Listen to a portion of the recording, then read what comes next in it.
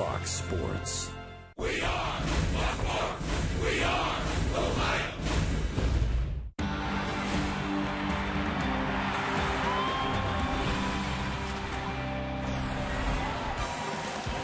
An absolutely glorious weather day yet again in downtown Cincinnati. The finale of this homestand and the wrap-up to the three-game series interleague play between in-state rivals, the Cleveland Indians taking on the Cincinnati Reds. And hi again, everybody, alongside Chris Welsh.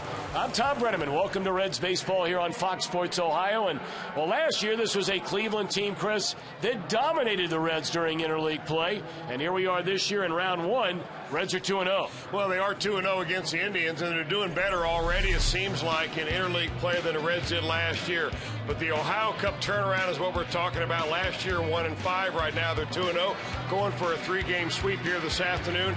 And it's typical Reds. Last year, they had bad pitching. This year, the pitching's been great. They have outscored the Indians. They gave up a lot of runs last year. They haven't given up a one this year. So the tide has turned, so to say, here on the Ohio River. Hopefully they'll be able to get out of here with one more win this afternoon. And that would mean a three-game sweep of the Cleveland Indians. Johnny Cueto started it the first night. Matt Latos and company took care of business here last night. And now it's Mike Leake's turn. First pitch coming up next.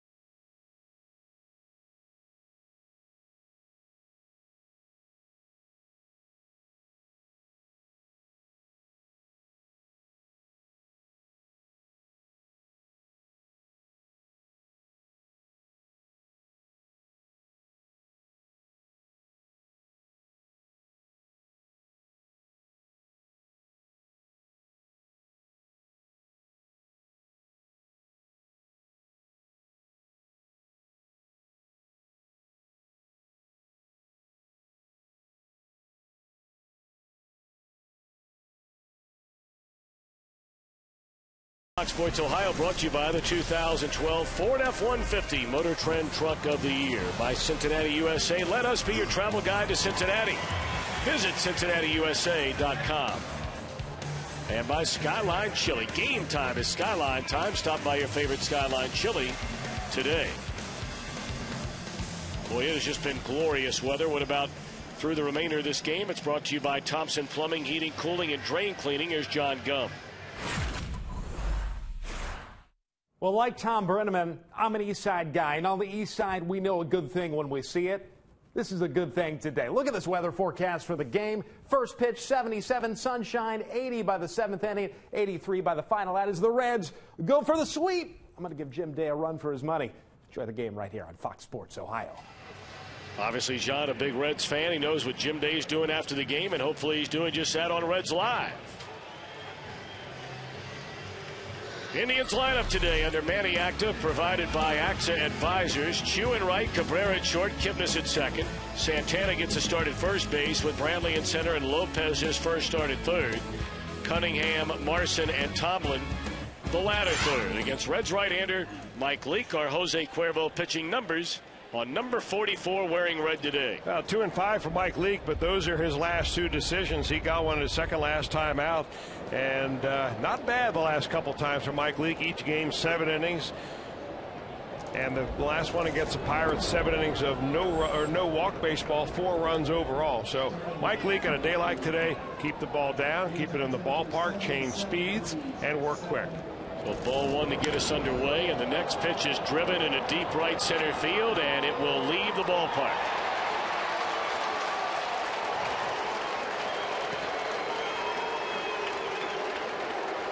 Now that is not what you call keeping the ball down.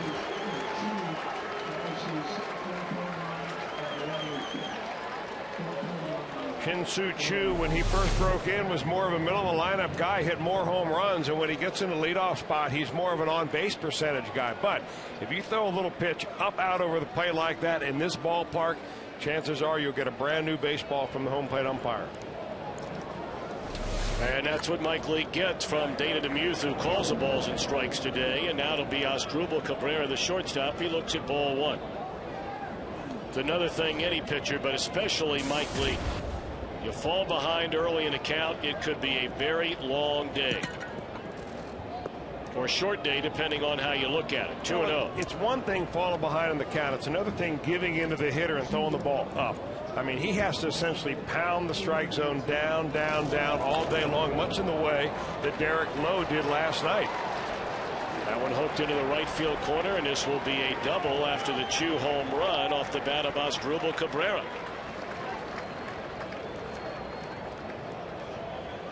Now, what the Indians are doing here, and what teams who have been successful against Mike Leake have done this year, has been aggressive early in the count.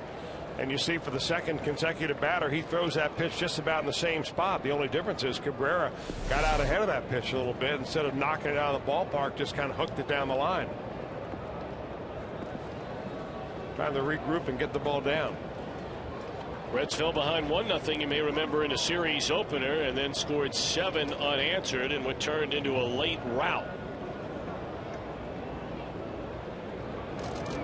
So now Kipnis, and that's right through the wickets of Leake, who's generally as sure-handed as they come, and he fielded that ball cleanly.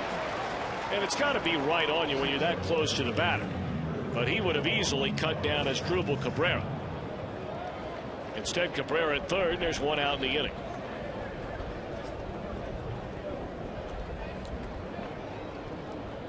Now remember now, Mike Leake, one of more than a handful of Reds that have been hit by the stomach flu during this week.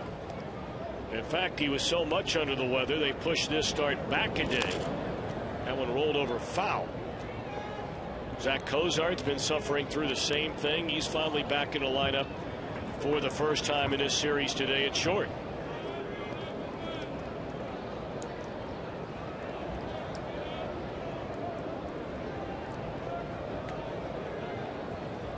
Santana behind the plate in each of the first 2 games. They move him out of there and down to first base today. 0-1 delivery. On the ground to Phillips. And he'll look at home. No play there. And the Indians lead 2-0.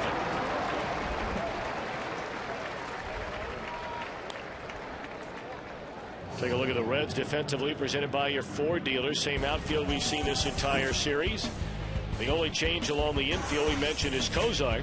And Devin Mesoraco makes his first start of the series behind the plate.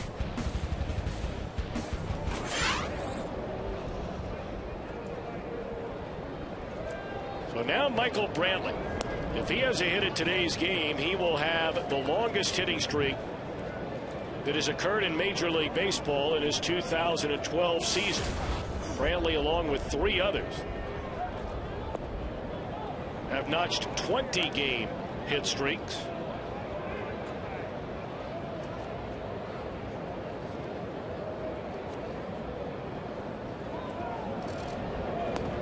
3-0.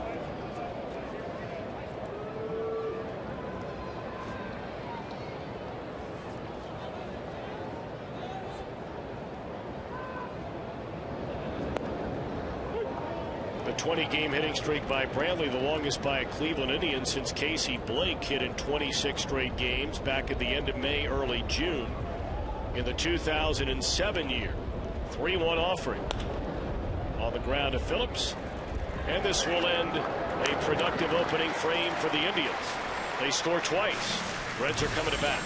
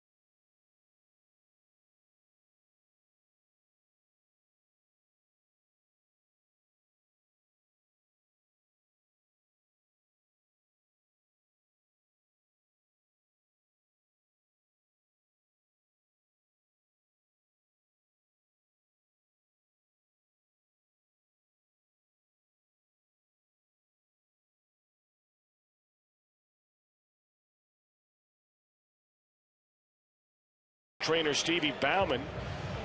League gives up a home run to start the game, a double and a second run. So the Reds lineup presented by Axe Advisors, trailing 2-0. Heisey, Cozart, Votto, Phillips, Bruce, and Frazier, Ludwig, Mesoraco, and Leak. Against young right-hander, had an outstanding 2011 season. 3-3 in ERA, almost 5 this year, and our Jose Cuervo stats on Josh Tomlin. Well, Josh Tomlin, as you watch this young right-hander pitch, you're going to see a lot of similarities between him and Mike Leake. Not overpowering, moves the ball in and out, has a good overhand curveball. There it is there, and changes speeds.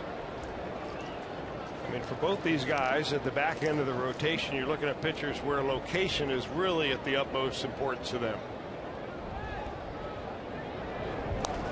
Tomlin, a 12-game winner a season ago in just 26 starts. And the wins matched Justin Masterson for a team best. And you got to remember, Tomlin did not pitch a game after August the 24th due to some inflammation in his right pitching elbow. He's already been on the disabled list once this season. They call it an intersection syndrome, a condition that causes inflammation of a tendon in the right wrist, and that one is lined into right field. A base hit by Heisey. Seen a lot more of that hitting the ball the other way by Chris Heisey. Yeah, when he was in his slump, he couldn't get a base hit or even a ball to the right side of second base. He was pulling everything. He was lunging at the ball. His head was moving out towards the pitcher. The simple adjustment that he's made is just simply staying behind the baseball, and it's worked out great. Little inside-out job right there. Lead it off with a base knock. That's the way you do it when you need to answer a couple of runs that they got in the top. So now Cozart at 248, 7 home runs, 15 runs batted in.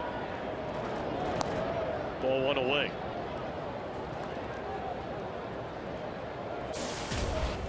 Tomlin in his career has only walked 51 batters. Chris alluded to his control, and that's in over 290 innings. So he's not even averaging 2 walks per 9. So maybe we'll see that same strategy, Chris, with the Reds batters that we saw that swinging early in the count. Well, that's what teams who have done well against actually both of these pitchers. That's why it's kind of ironic that you get 2 guys out there when they go bad is that they throw too many strikes rather than not enough strikes. Cozart back in the lineup. A base hit his first time up, and now there's 2 on with nobody out for the Reds' main man, Joey Votto. 362 batter, 11 home runs and 41 runs batted in.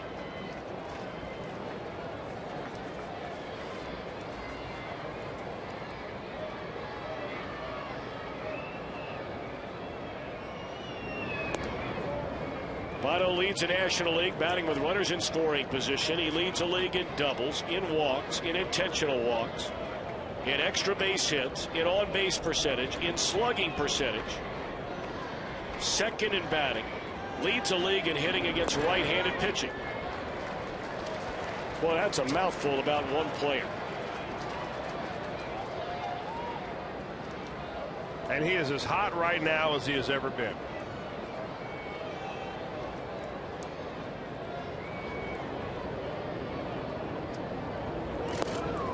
That gives you an idea right there when you see the numbers in scoring position. And let's face it, by and large, the 2 guys batting in front of Votto this year, no matter who it's been, has not been on base very much. He has 41 RBIs, and 32 of the 41 are with runners in scoring position. So he's not up there hitting home runs, with nobody on base. It's going to happen every now and again. You put guys on base, and this is the main man in the entire league.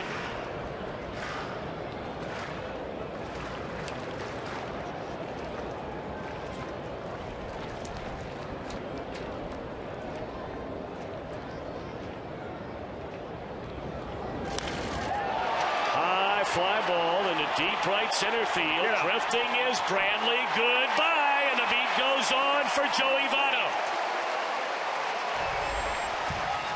The guy is simply unbelievable.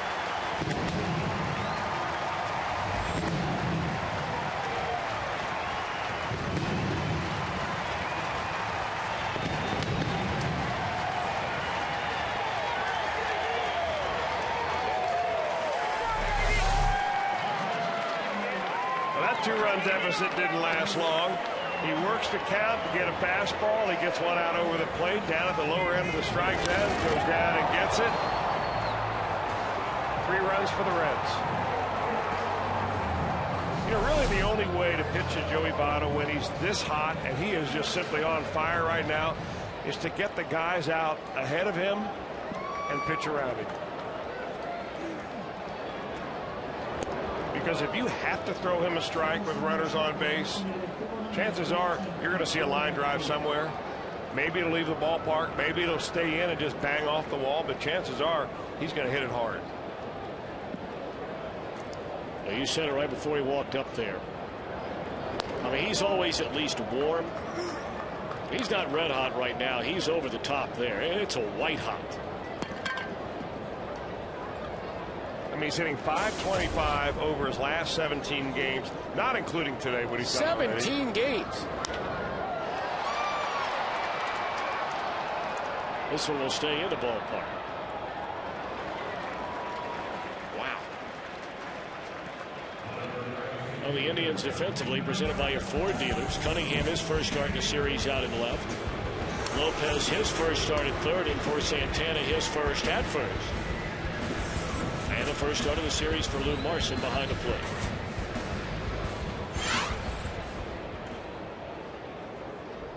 When's the last time you saw a guy hit over 500 for nearly 3 weeks? And you're playing every day now. Let's just take what he's done, over his last 61 games.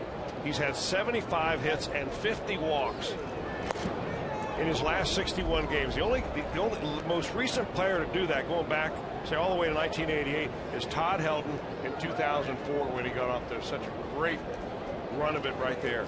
But, I mean, that's one guy in the last 15 years other than Joey Votto who has put up those kind of numbers over a 61-game period. I mean, talk about carrying a ball club.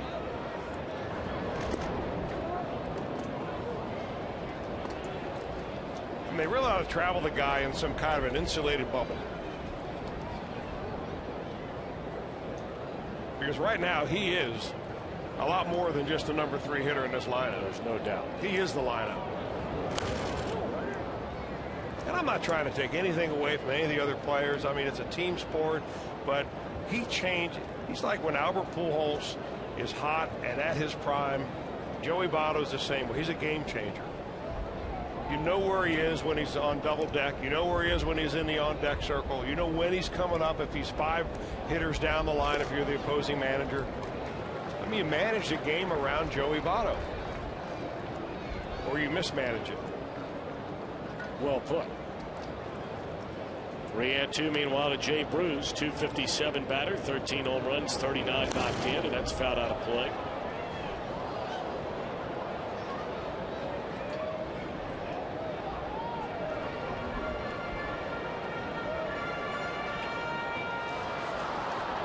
The Indians get a pair in the top of the first inning. The Reds' first 3 batters reach and wash away the deficit, and there's a lazy pop up behind the bag. And that'll be the shortstop for the second out of the inning.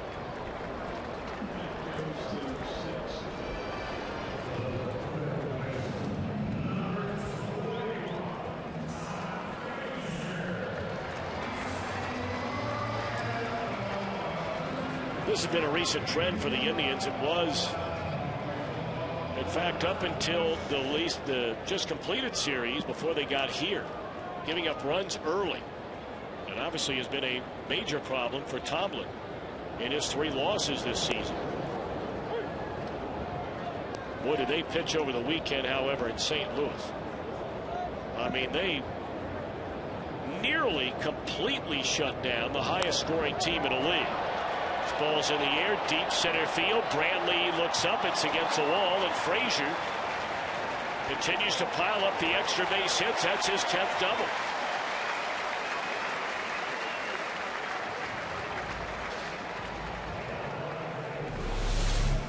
Well, they try to sneak a fastball by him, and you see where that ball just comes up out over the plate, and after a first pitch curveball, Frazier's ready for the heater. Frazier safe at second, safe and secure. Where we're going, brother, later tonight, New York Life. Nice. Now Ryan Ludwig, 201 batter, 8 homers, 27 batted in. Looks at a fastball right down the middle of strike.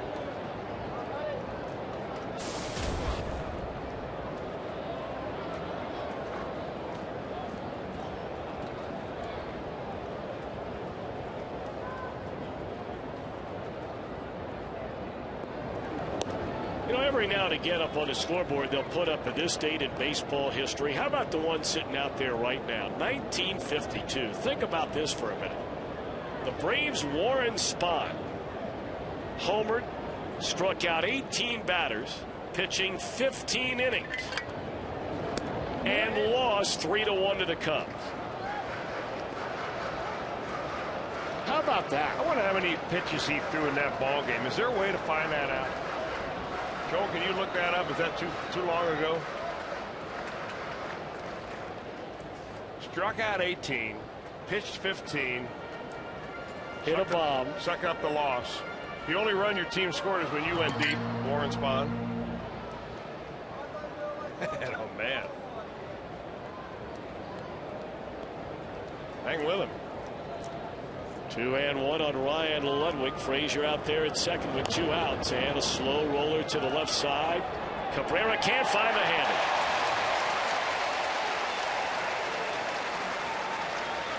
Ball was hit so slowly, I'm not so sure if Cabrera fields it cleanly with all his momentum coming. Would have had enough on the throw to get Ludwig, who runs pretty well. I really think that was probably the play for the third baseman. I mean, he gives up on it after just 2 steps right there. Maybe he didn't want to run into the runner, but the runner has to yield to a fielder fielding a batted ball. That ball, if it's going to be made a play at all, Jose Lopez has got to show a little bit of range down there. He didn't do that, and Cabrera really just did about the only thing he could do. It is an infield hit. So now Devin Mesoraco, the 8th run to bat here in what has been a 3-run first inning, and a chance to add to it.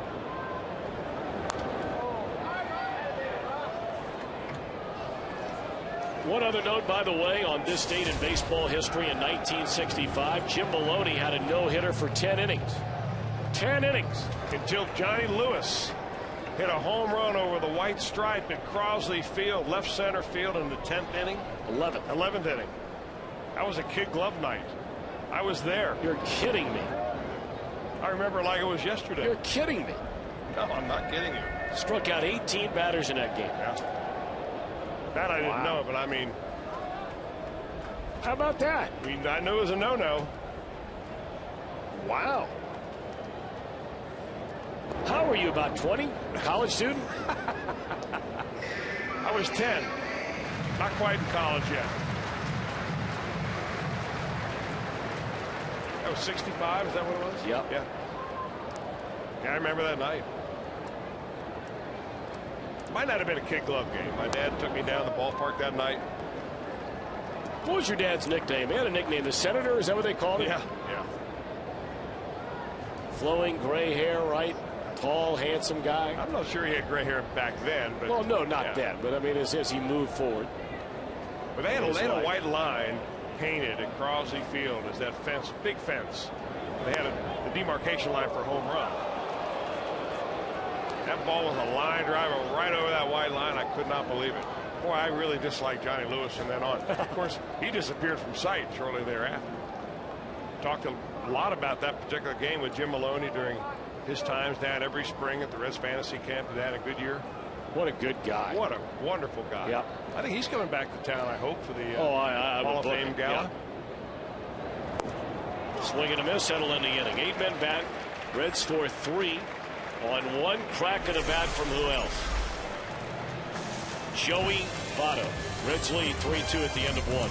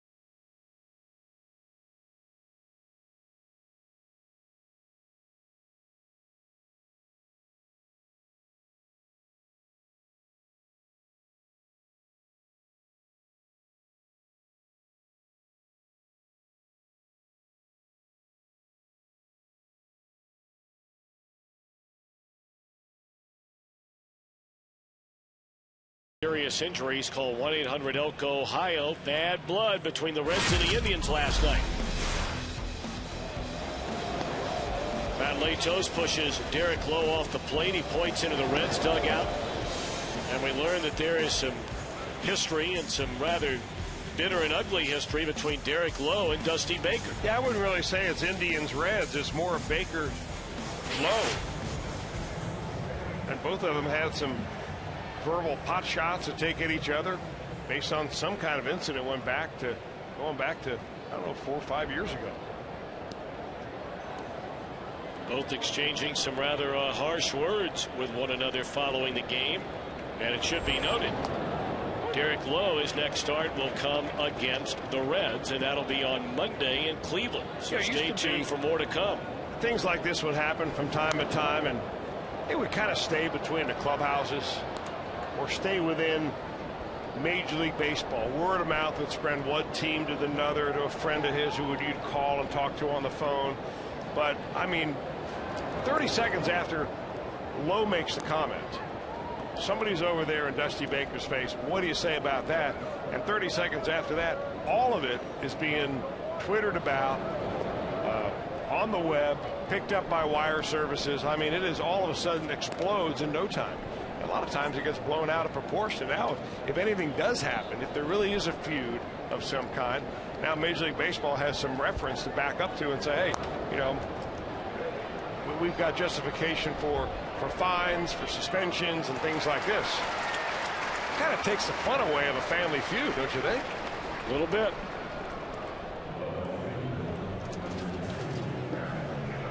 Mike Leake getting Jose Lopez on a little pop-up to begin the second inning.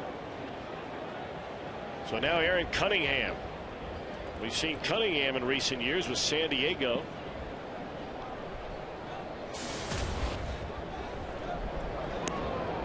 Fastball is high for ball one.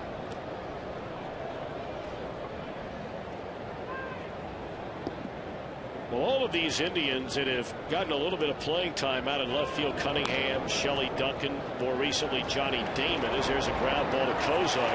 A little sloppy on that throw, and Votto saves it. All of them are well aware that Grady Sizemore may not be that far behind from rejoining the team. And you know when Grady Sizemore comes back, that Grady Sizemore will be in the lineup.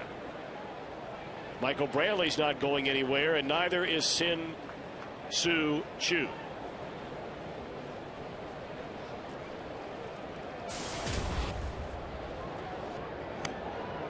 Now Larson with 2 out and nobody on. Ball one. For a team that has struggled much like the Reds this year as far as their offense is concerned, a healthy Grady Sizemore would be an enormous lift to the Indians' chances of trying to not only stay in the American League Central but perhaps win it. They're a game and a half behind Chicago going into play today.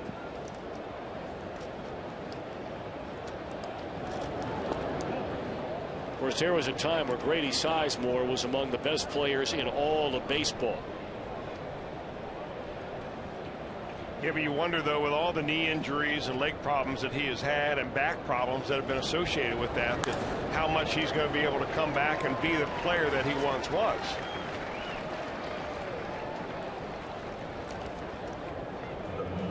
Two-out single by Marson, and so the pitcher Tomlin will get a chance to bat with 2 outs, 1 on. Here in the second inning, Reds leading 3-2. Real nice crowd again on hand here today. The crowds clearly have picked up during this week.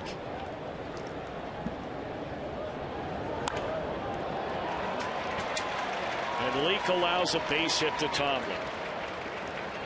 So here comes Choo now. All of a sudden there were 2 out and nobody on. Now there's 2 on and 2 out for a man who homered his first time up. Tomlin's a pretty good hitter. I mean, he was a 2-position player, pitcher and position player, when he was in junior college down in Texas. Pretty good swing right there. I mean, he jumped all over the first pitch. That's exactly what the game plan appears to be.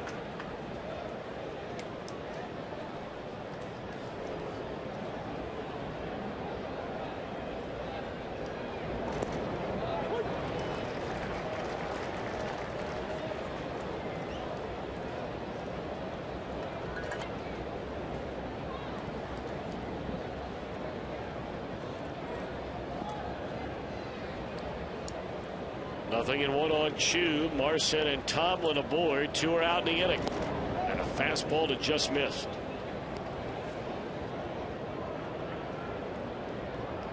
But the Reds have been very successful right-handed pitchers the Reds have run out there in this series. Cueto and then last night Matt Latos throwing the 2-seam fastball inside against these left-handed hitters. League may have gotten away with one there. That was left out over the middle of the plate. Had a little something on it.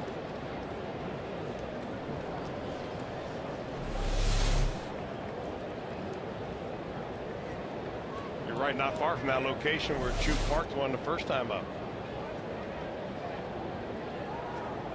So now Leake a strike away and out away from avoiding any damage here in the inning. And there's strike 3 called. A beauty on the outer edge, and Choo disagrees. Middle of the second, Reds 3 and the Indians 2.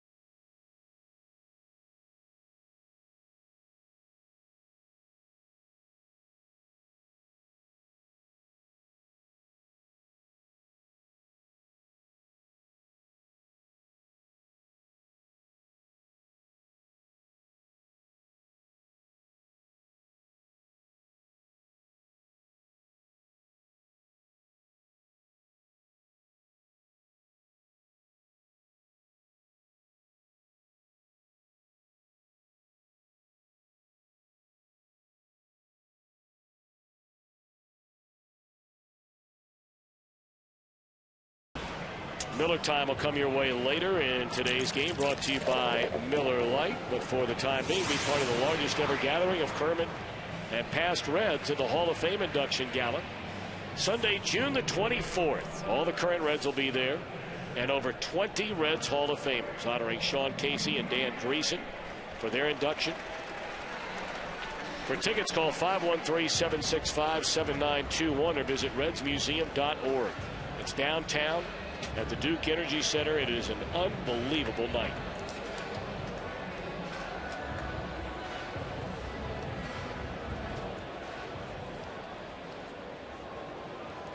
Well, we know Tomlin's a good hitter. He has a base hit today. And we know Mike Leake is a good hitter. 6 out of 20, including a home run.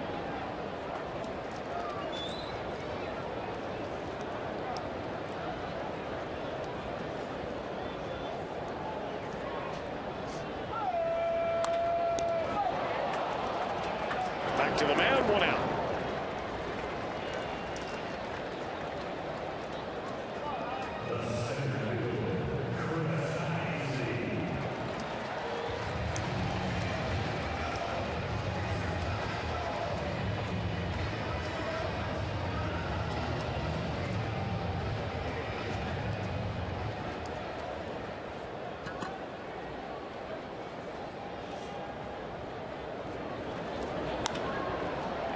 A fly ball into short right center field, and very quickly the first 2 Reds are set down by Tomlin here in the 2nd inning. 3 pitches to get 2 outs.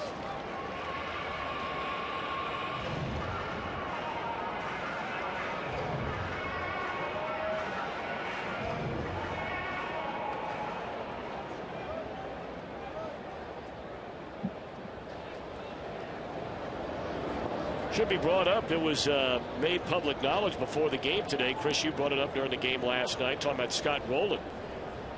But apparently he has decided to go out on a rehab assignment for a couple of days, tomorrow, Saturday for sure. And if everything goes well and there are no lingering effects from his shoulder injury,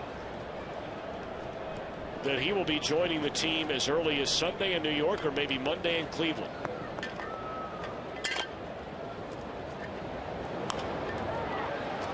That'll fall in. A base hit for Zach Cozart. 2 for 2 today, which means Votto gets to bat. I always think that's a good thing. I'm talking about Rowland, not Votto batting. Votto batting, that's an obvious good thing. But to go out and do a rehab assignment, some players don't want to do that, no matter what. They just think that they're ready right off the shelf. But it's been quite a while for Scott. And it also gives the Reds a chance to delay their decision what they're going to do with the roster. Maybe find out how quickly Drew Stubbs will be ready, because if he's not ready, maybe they'll retroact him to the disabled list. And a lot of different things that have to fall into place when you activate a guy. It means someone else has to go.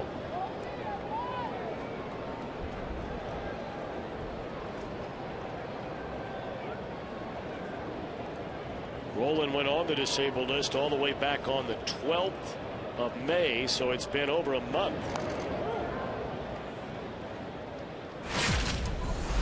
Well, he ran it up to a 3-1 count, a little sinking fastball away. To most hitters, that might result in a ground ball. But to Joey Votto, having a long drive and a 3-run bomb.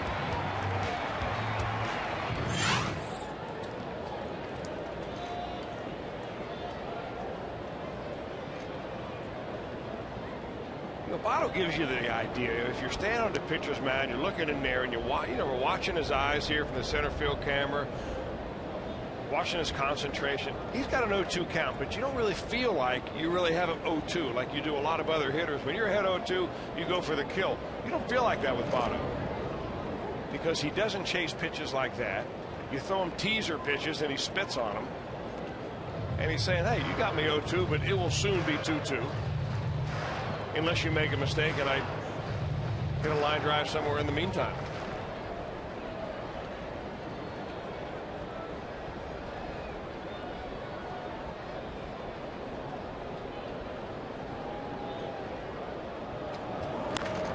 See him just move up in the box right there. Yeah. Hit the ball right on the nose, but played nicely by Kipnis, and that'll end the inning. So hit a man left. We play 2. Reds lead by a run.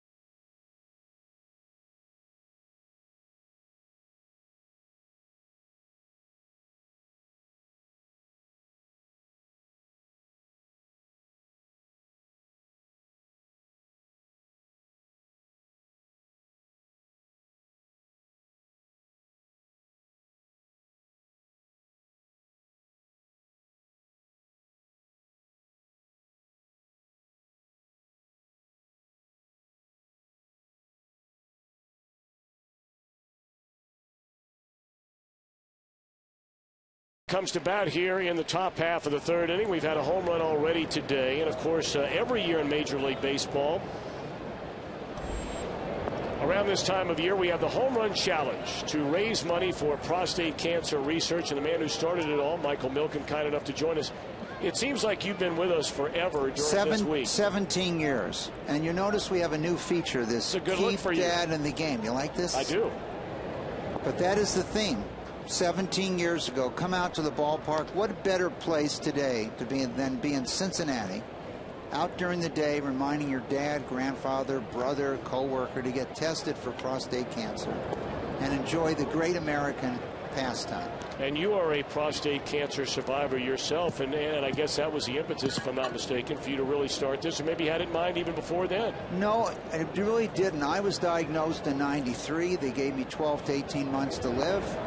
So I'm probably the happiest guy in the ballpark today to be here, almost 20 years ago. But I have been funding cancer research for 20 years, knew a lot about breast cancer, melanoma, brain tumors, knew nothing about prostate cancer. And that really was the impetus, sitting here and trying to figure out how we're going to increase awareness and getting people to know about prostate cancer and a simple test. And there's been a lot of discussion about the test. Should you have the test? Should you have the test? Who doesn't want to take a simple blood test for a life-threatening disease? And in America today, 92% of all men live 5 years and longer who've been diagnosed with prostate cancer. And for 30% of the men, you don't even need any treatment. You've caught it so early. And I know you've been talking about it for these many years, 17 years now, Mike, the fact that the early detection, it's all the difference in the world between being handed a life sentence, if you will, or being able to watch your kids and your grandkids grow up. Well, due to the money we've raised, and we've raised $40 million from home runs, that's gone 100% to research, and that's been matched by matching grants 20 to 1, so that's turned into $800 million. And today, even if you've caught it late, there's a lot of treatments today that you might be able to live out a normal life with the new treatments that are available. Michael, what can people do today to get involved and help out? Well, you can go to PCF.org, ProstateCancerFoundation.org, learn a lot about nutrition, what are the most current therapies, why the death rate has dropped by 50%, not just early detection, but the new therapies that have come out, and you can pledge money. Every home run coming into today, in our first 36 ball games, 83 home runs have been hit this year. Last year, we only had 90 home runs for the whole program, which ends on Father's Day. So there's a lot more home runs that have been hit. What are you doing, in the last 2 weeks? No, we've been sending, love notes to the pitchers. In the early years, is to send a thank you to the pitchers after it was over. Tell them, we know it was terrible. We know it was terrible what happened out there with that home run, but we want you to at least know something good happened. That's right. After a couple years, Major League Baseball sent us a note, did not think this was a good idea. Did not think so. We don't do that anymore. Well, Michael, we were kidding around earlier that you have to make sure you've got some pull now. I mean, you've got pull inside the big-time proud power circles in baseball. Father's Day weekend, you ought to be playing here every single year because this is the most homer-friendly ballpark in Major League Baseball. I know you're aware of that already. Well, let's just say it's one of them. Colorado isn't bad. That ball travels 9% more. So when you see that home run sign out there at 415 in Colorado, here that's equivalent to about a 370, 375. And they hit 6 last night when I was there. What can men do as far as diet goes to ward off prostate cancer in the first place? Well, first, we know a lot more about that subject. Cooked tomatoes, broccoli, cauliflower, Brussels sprouts. There's a lot of discussion here about pomegranates, etc. And today you can actually get a little vitamin pill. It's 100% pomegranates, just in a vitamin pill called Pomx, P-O-M-X. Cutting down on barbecued food. It's not just prostate cancer. Over a long period of time, the charring of things breaks down your immune system to cancer. And so less charring of food has proved to be very successful, cutting down a little bit on red meat, cutting down on dairy. All that's on the site, PCF.org, and there's a lot of things you can do. And if you You know, if you have one family member, your probability doubles. So it goes from 1 in 6 men to 1 in 3. If you have 2, you're getting close to 65 to 70%. If you have 3, you're over 90%. So early detection is good, but you'd rather not get it. And by adjusting your lifestyle, you can accomplish that. And when you compare the United States, where more than 90%, 92% of all men live 5 years and longer, to, say, Europe. And in Northern Europe, UK, for example, it's closer to 50%. So we're at 90% survival rates. They're at 50. Wow. And that's the difference that testing has brought, and better detection and better treatment.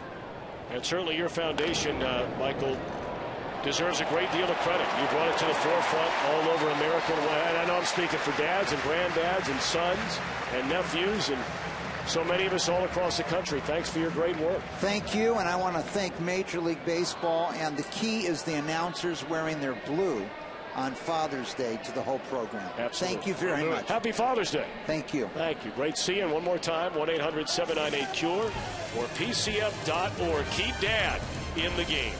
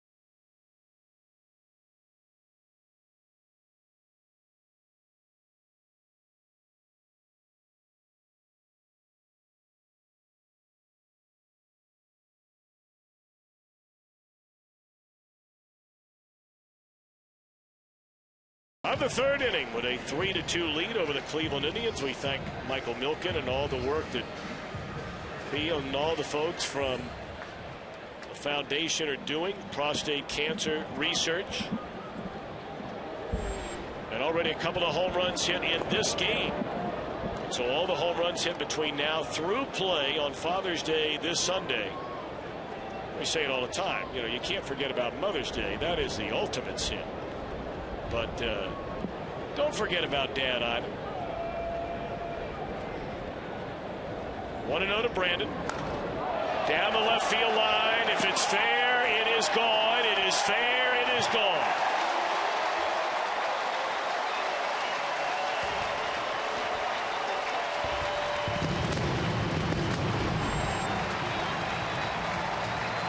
The franchise that once had him and traded him to Cincinnati for Jeff Stevens has turned into a home run for the Reds organization.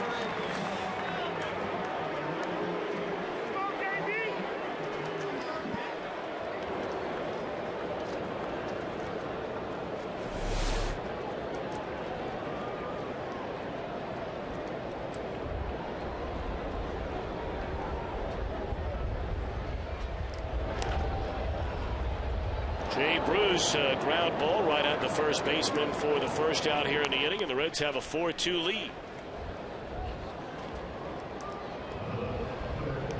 Well, you know the drill. If a Red hits that Toyota sign in right center, it's a long ways away. Tanya Lightsey from Batavia, proud owner of a 2012 Highlander, will win the beautiful new Tundra at the ballpark. And why not register for your chance to win by stopping by your Cincinnati and Northern Kentucky Toyota dealer.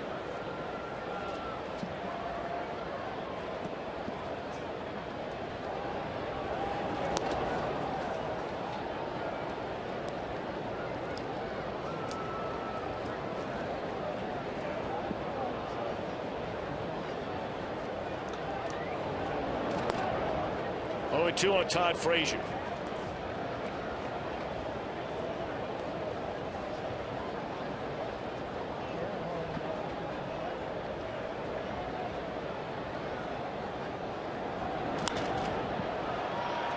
In the air, left center field, playable out there for Cunningham.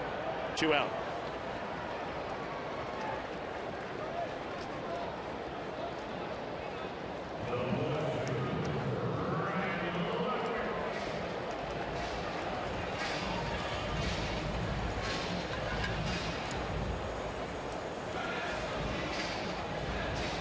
New York Mets, a team the Reds will see tomorrow night, are gunning for the 3-game sweep in Tampa over the Rays today. And the Mets are batting in the first inning and already have taken a 1-0 lead. Hit off the end of the bat into short right field. Chu will run it down, and it's a 1-2-3 third inning following the home run by Brandon Phillips.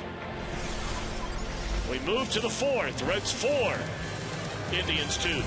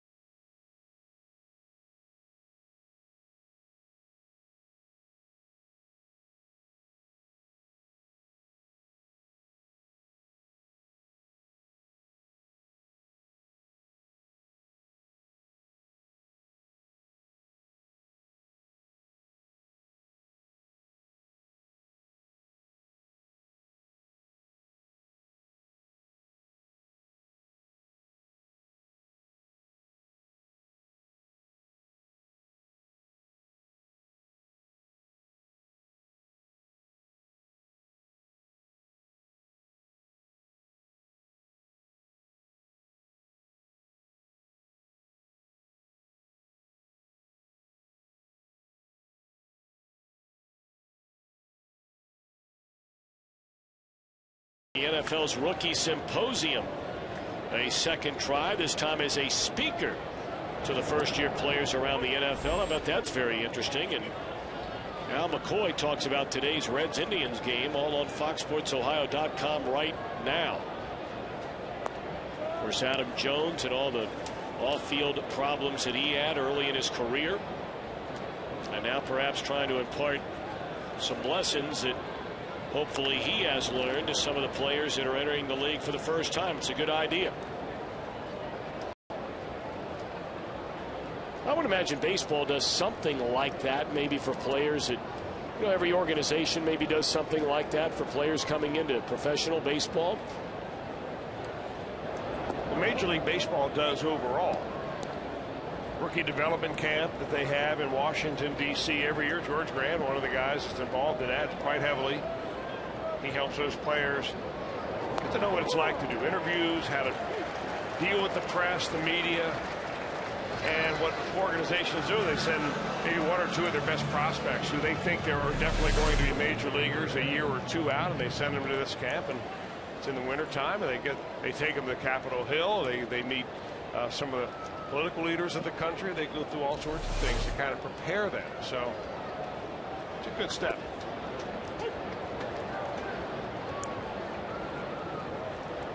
Well, just don't send them there to learn how to manage your money. Strike 1 to Aaron Cunningham. And it's swung on and fouled back out of play. 0-2 to Cunningham. Leake all of a sudden starting to pile up some of the strikeouts. He did not fan a batter the first time through the rotation. Here we are, his second time through. and he has fanned 4 of the 6 that he has faced. Well, as is so typical, these pitchers have both had problems right from the onset of the ball game, but they seem to now have settled down just a little bit. First 3 batters reached base against Josh Tomlin after that home run by Votto. First 2 batters reached base and then came around to score in the first inning against Mike Leake. He's tightened it up a little bit ever since.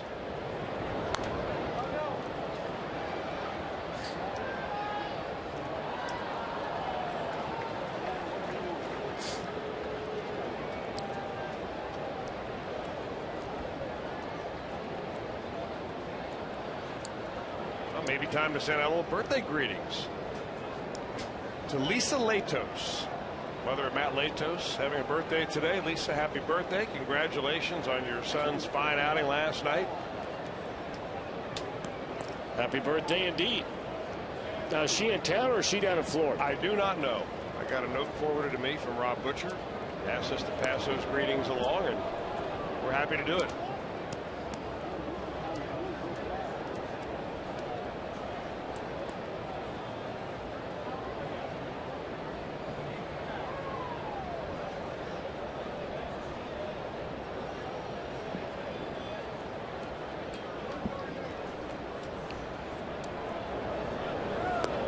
Check swing and a miss. That's 5 of them here through the last 7.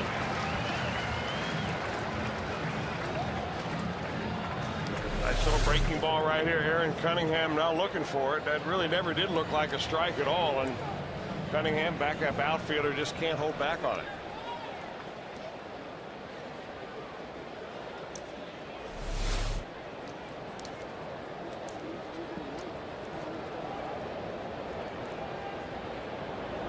Certainly all these guys that have been bit by that flu bug here in the last number of days have caught a big time weather break today.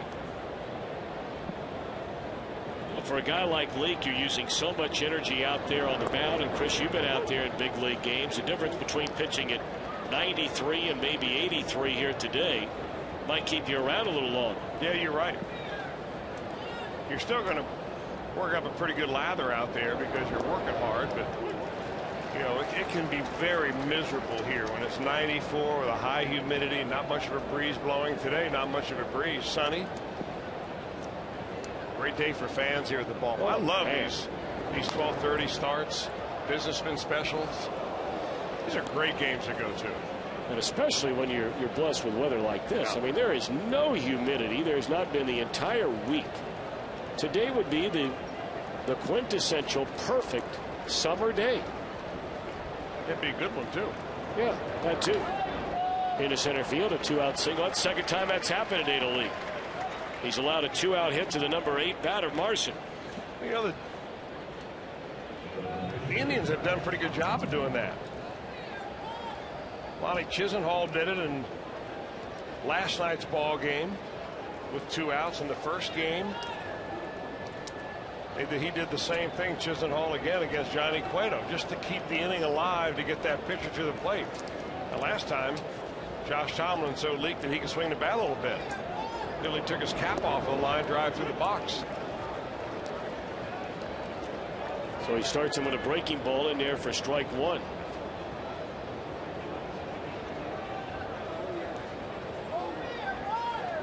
Reds with a 4-2 lead. We're in the top of the 4th inning. Reds trying to make it a 3-game sweep over the Indians, and that's a foul ball.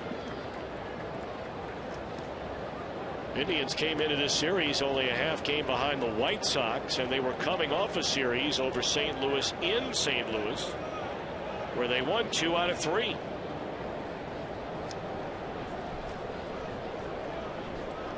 The only game they lost in that series, they got beat 2-0 when Kyle Lowe shut them out.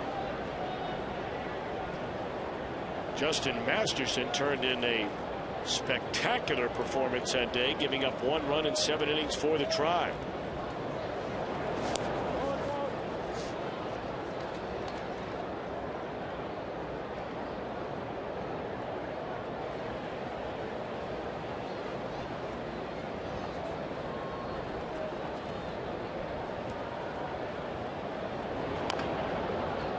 Still 1-2.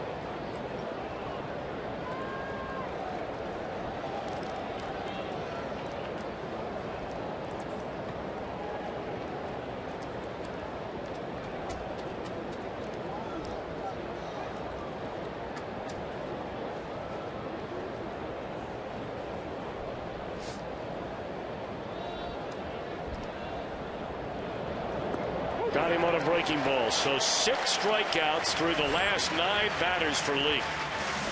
Middle of the 4th. Reds lead by a pair.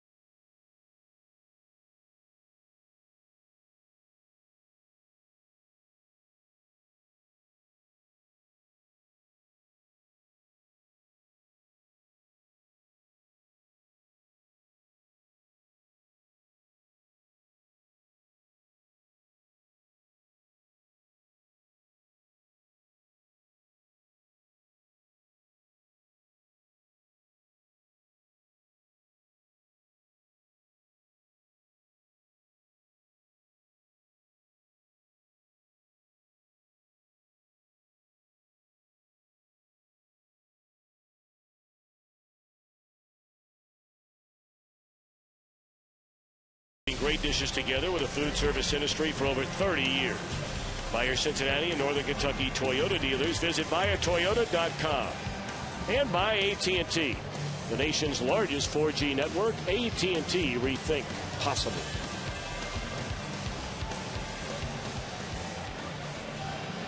Let's quickly take a look at our AT&T trivia question for today.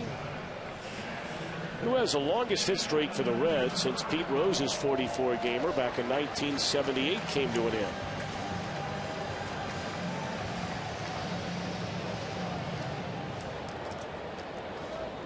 You're wondering that tie into Pete Rose's hitting streak. That 44-game hitting streak began today in 1978 on June the 14th. Ended, of course, in Atlanta's Fulton County Stadium. Gene Garber retired him in the 9th inning, officially putting a lid on a streak that had captivated America. As great as Rose was and some of the teams obviously he played on during that hitting streak of 1978, America was just mesmerized by Rose's pursuit of a record that Sports Illustrated did a story many years ago, and trying to put odds using a bookmaker from Las Vegas on sports numbers and what the odds would be of different numbers and different records being broken. The longest odds on any of the streaks that they took a look at was Joe DiMaggio's 56-game hitting streak.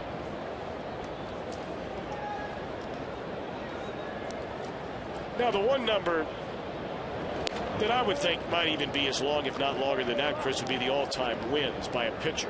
What about consecutive no-hitters? You can do 2, then you got to throw another one. You're right. That's the one. The reason I say that, that's the one that Pete Rose thinks is unbreakable. He thinks that his might be. I think maybe that Cal Ripken streak too. Yep. When you're dropping the kind of coin they are on ball players nowadays, you really have to have a special individual to want to go out there every day like Ripken did. Walk to Devin Mesoraco to begin the Reds' 4th inning by Tomlin. That's his first walk of the afternoon. Reds lead 4-2, batting here in the 4th.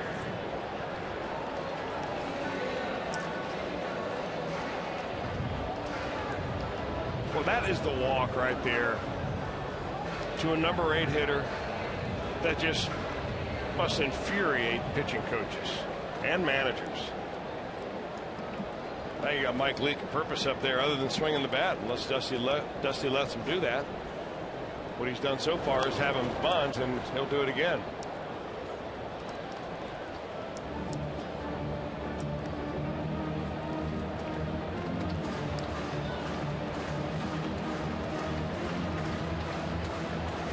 And on the other side of that, you know, you got the catcher at first base. If the catcher's your number 8 hitter and he gets on, you got the pitcher coming up.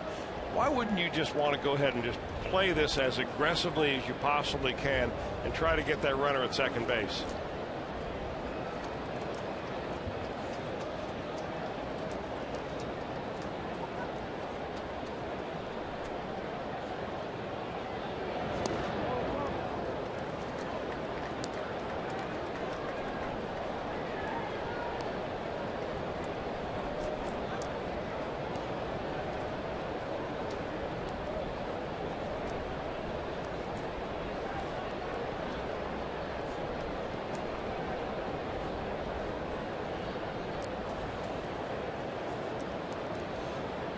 One and one on Leak. And he bunts it foul again.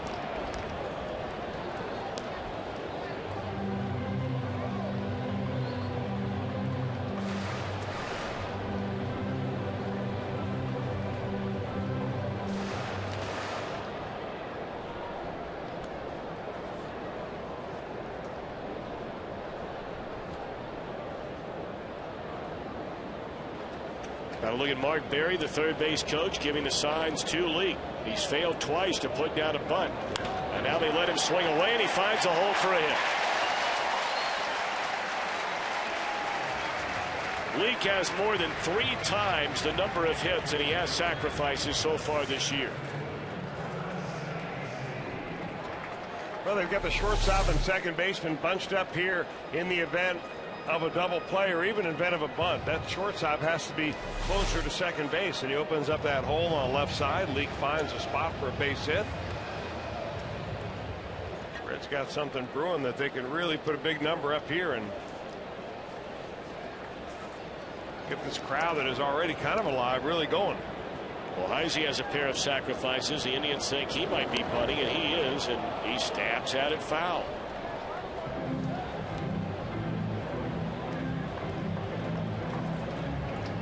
For a team that is 7 games over the 500 mark, the Reds have had some major issues when it comes to fundamental baseball so far this year. Whether it's moving a runner over, failing to execute a bunt. They've had their moments. I'm not saying it happens every day.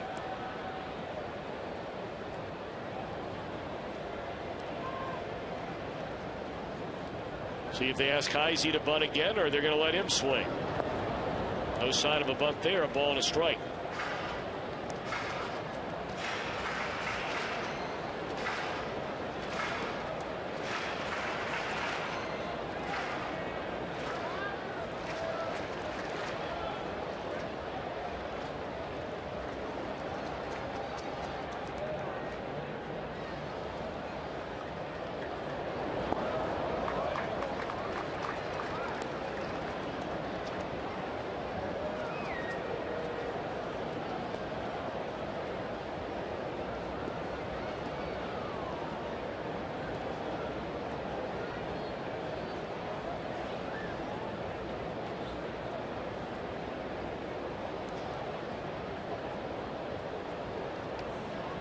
Two-1 to Heisey. And that's trying to bunt, at least it looks like, for a base hit. That didn't look like a sacrifice bunt in any way.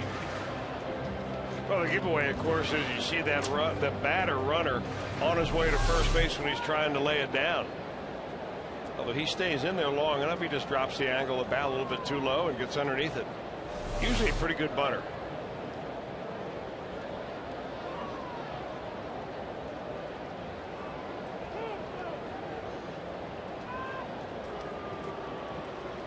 This is the kind of inning that started innocently enough for the Indians. Although he walked the number 8 hitter. The pitcher comes up. He can't get a bunt down. He gets a 26 hopper through the infield for a base hit. Now this guy's tried to bunt. He can't get a bunt down. But you still have a chance of blowing the inning on with a base hit here. And he does indeed get a base hit. They're going to hold the runner at third, and they are loaded. So really, Josh Tomlin is a victim of the ineptitude of the Reds to be able to get a bunt down. He's harder to bunt on than he is to hit.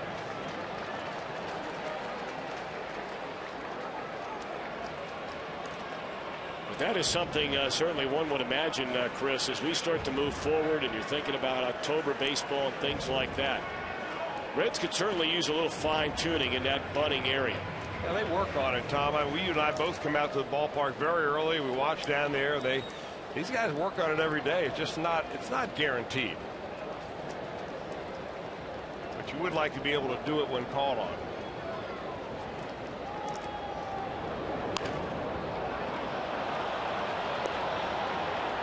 Double play off the bat of Kozar. Now what that does is not only gets a double play, it cuts a run off at the plate. It gets a double play at first, and it provides an open base to put Joey Votto. And I would be stunned right here if Manny Acta decides to let Josh Tomlin actually pitch to Votto.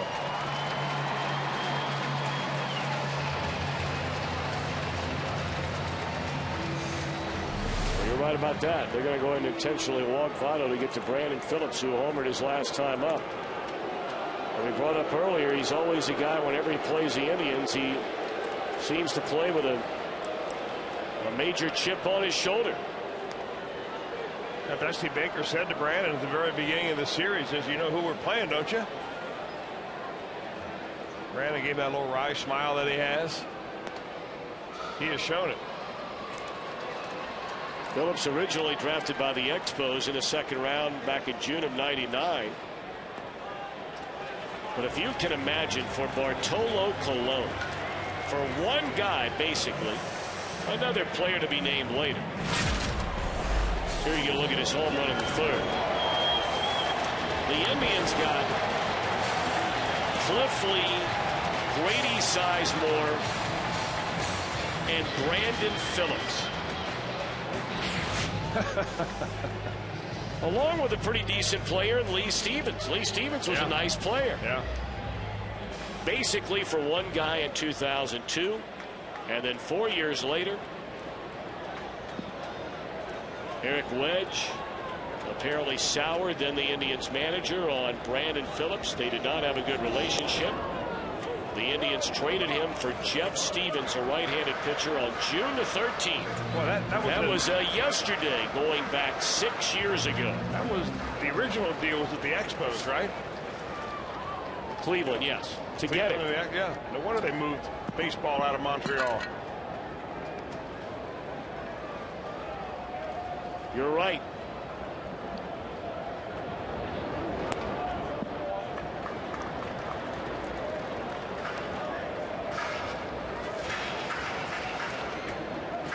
Of course, you know, that's good scouting, though, if you're the Indians. I mean, you know, Cliff Lee and those guys, they're household names now.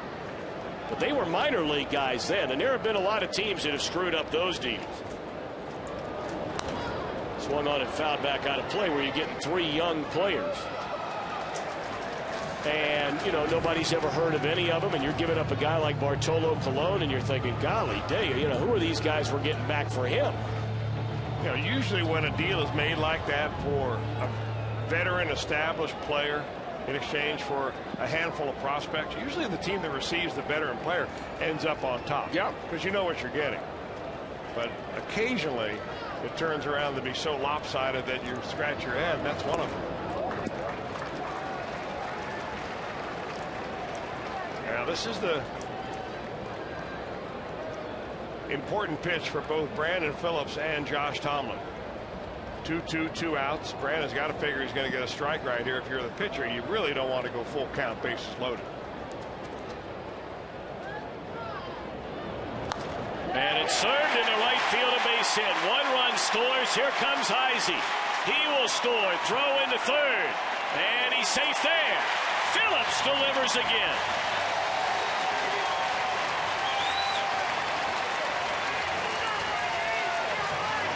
That is beautiful hitting right there by Brandon Phillips. Boy, you just love to see him do more and more of that. 2-2 count. He probably senses that the catcher's moved way out on the outer part of the plate. looking for a slider. That's a good pitch right there. He just kind of slashed it into right field. Big side of the infield open. Boy, Chu's got a nice arm. That ball's just completely misplayed by Lopez at third base. He's 4 feet in front of third base when that throw comes in from Chu. He tries to make the tag, and Joey Votto can slide right by him. Well, now Bruce, and he looks at a first pitch strike. Brandon had 3 RBIs in the win here last night, and he's knocked in 3 in his last 2 at bats here today.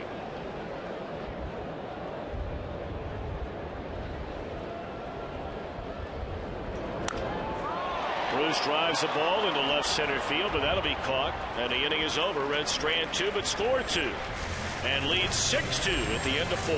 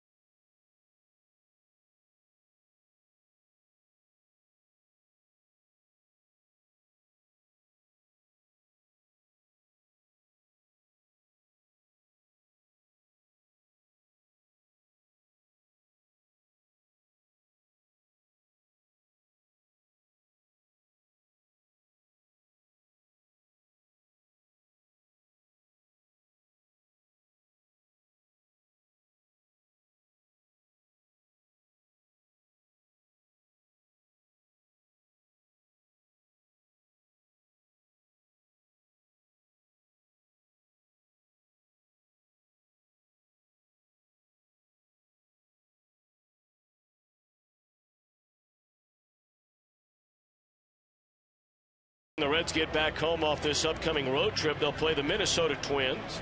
You stay around after the game. There'll be a Q&A with Hall of Fame inductee Sean Casey. There'll be a fireworks show, as you know, featuring a Hall of Fame summer soundtrack thanks to Jeff Weiler Automotive family. So 3-1 Reds for tickets, or log on to Reds.com today. Well, Mike Leake gave up 2 runs in the first inning, and the Reds have scored 6 unanswered. Thanks in large part to that man right there, Brandon Phillips. They intentionally walked Votto in front of him in the just completed 4th inning to load the bases, and he made him pay. This one launched into right off the bat of Chu, and he's homered for the 2nd time today.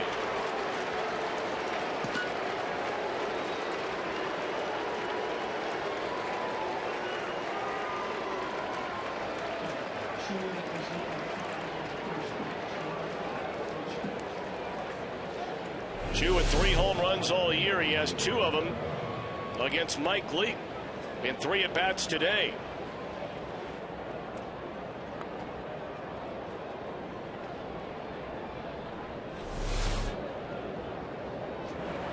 Well, that's a Chu they've been waiting on, and Chris talked a lot about it in the game yesterday. Clubbed 20 home runs in 09, 20 in 2010. I mean, they thought this guy was a 2020 player for many years to come.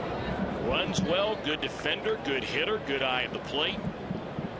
But last year dealt with so many injuries, and so far this year has shown very little, if any, pop in the bat until today.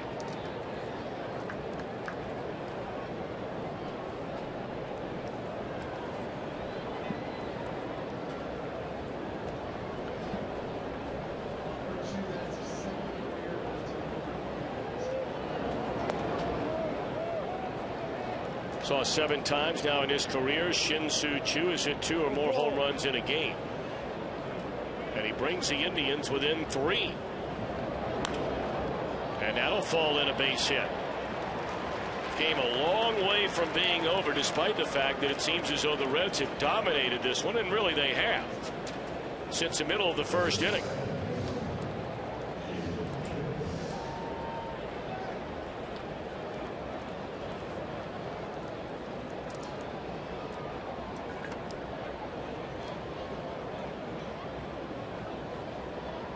Ryan Price comes out for a quick chat. Where in Cincinnati, USA is Jim Day?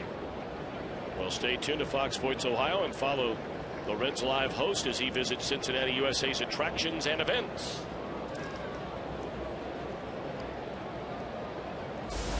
Well, the Reds are going to get some action started in their bullpen. Jose Arredondo begins to throw.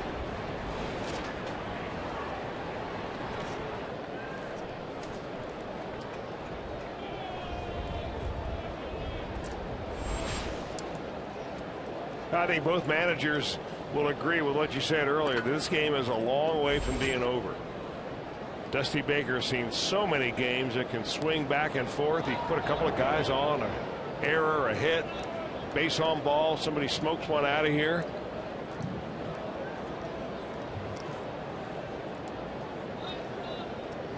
Manny Acta was saying the same thing upon his arrival to Cincinnati. He said, the ballpark makes me nervous.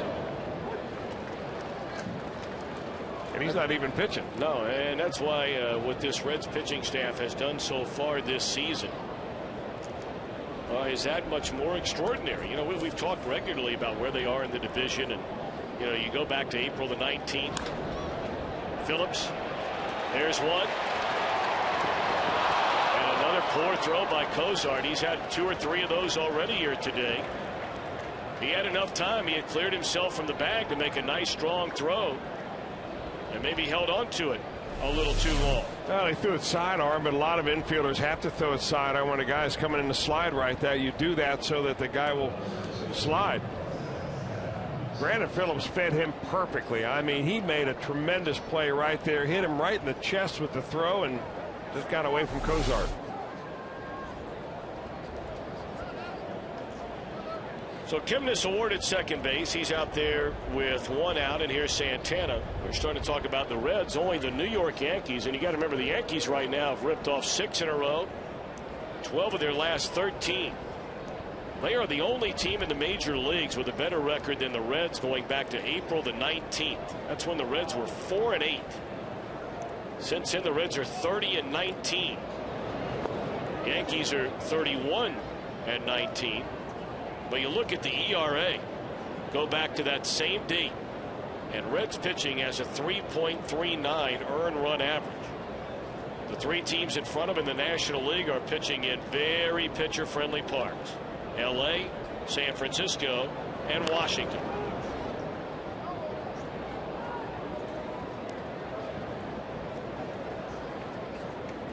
How about Matt Cain last night? Perfect game for the Giants. Congratulations to Matt Cain on that. Of course, it wouldn't be a perfect game without a little bit of controversy. Ball evidently ran down the first base line. First base umpire called it foul, and replays, really slow-mo replays, show that just could have ticked the first base bag. Maybe congratulations to home plate umpire Ted Barrett, too. Behind the plate for his second perfect game. Good guy, Ted Barrett. He really is. Really pleasant guy. I know you run him down for some Tech Talks out in Arizona. It's where he makes his home. He's a friend of Tech Talk. 1-2 on Santana.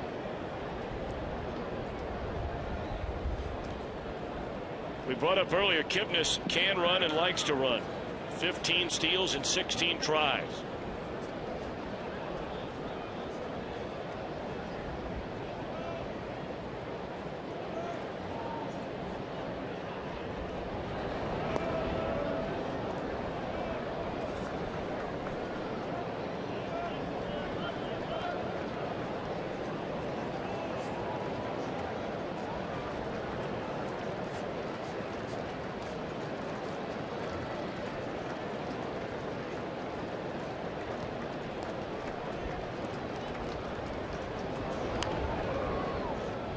Still 2-2.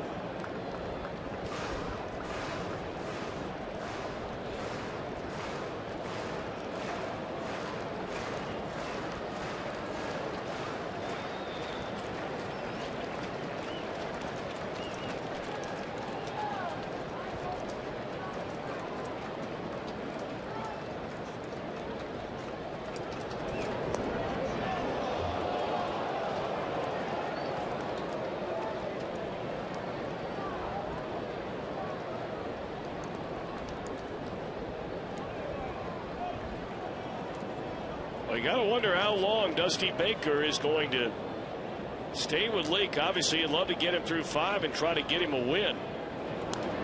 But the fate of this at bat may have a lot to say about how long Leake stays in this game. Dusty's already pacing around down there. Yeah. You know, a couple of guys in the starting rotation, Mike Leake, Bronson Arroyo, they're tough guys to determine when they've lost it because it can happen so fast to them.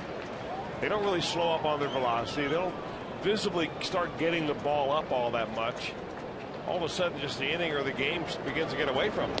8th pitch in the at bat, and he walked it. Well, now. Dusty Baker is going to come walking up the steps, and that's going to be all for Mike Leake, who cannot survive the 5th inning, given a 4-run lead.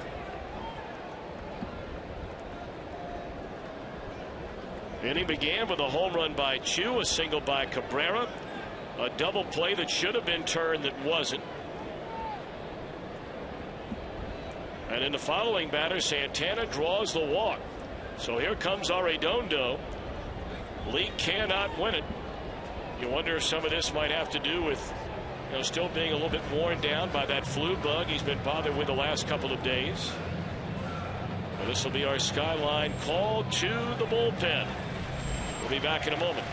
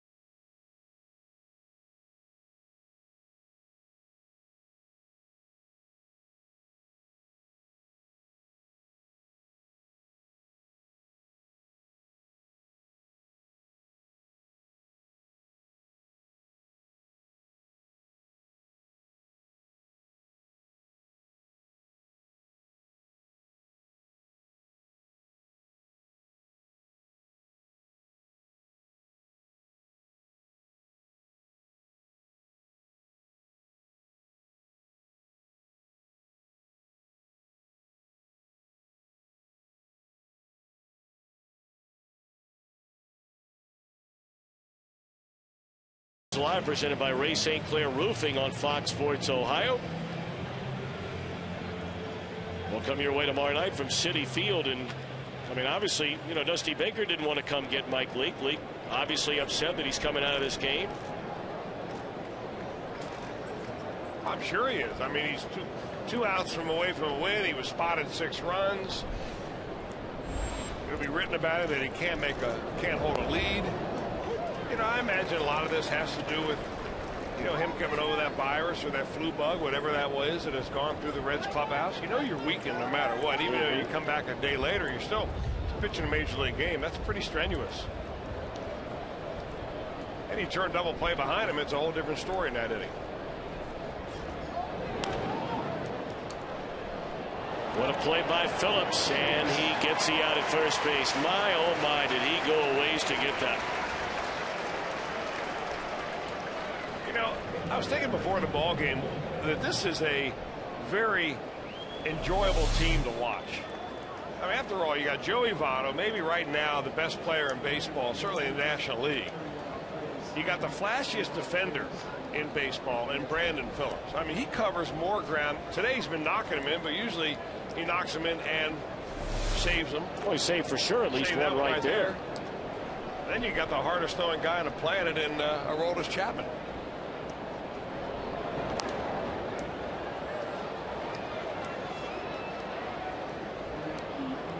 Well, the two things that can make a team look uglier than any other area, as you look at the numbers this year on Arredondo, bad defense and a bad bullpen. And those happen to be the two premier strengths of this Reds team.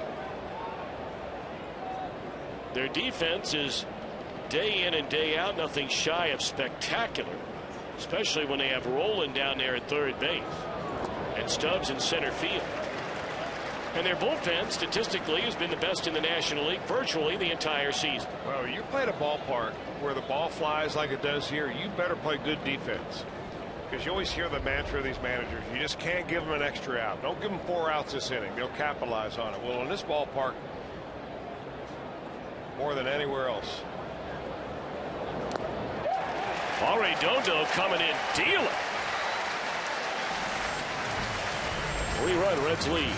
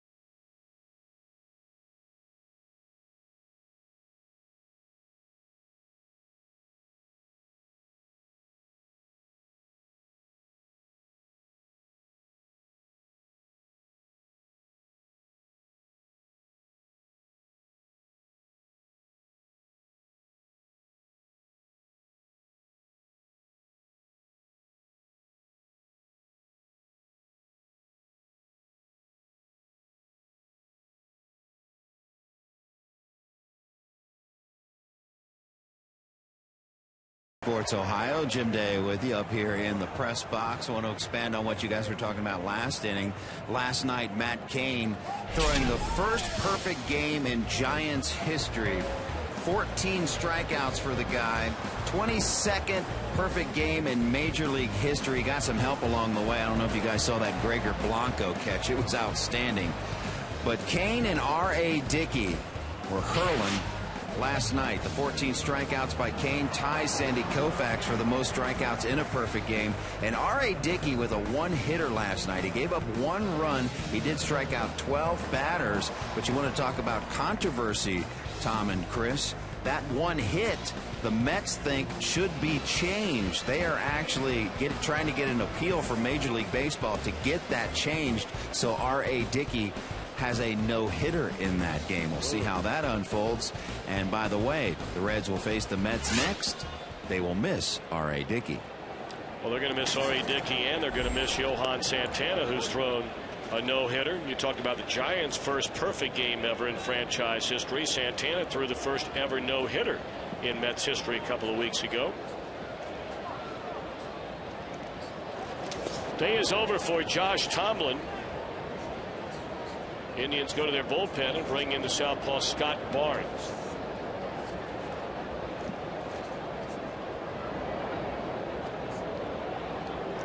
Barnes only pitching in his 4th game, and this one pulled foul as Frazier leads off the Reds' 5th. Reds with a 6-3 lead.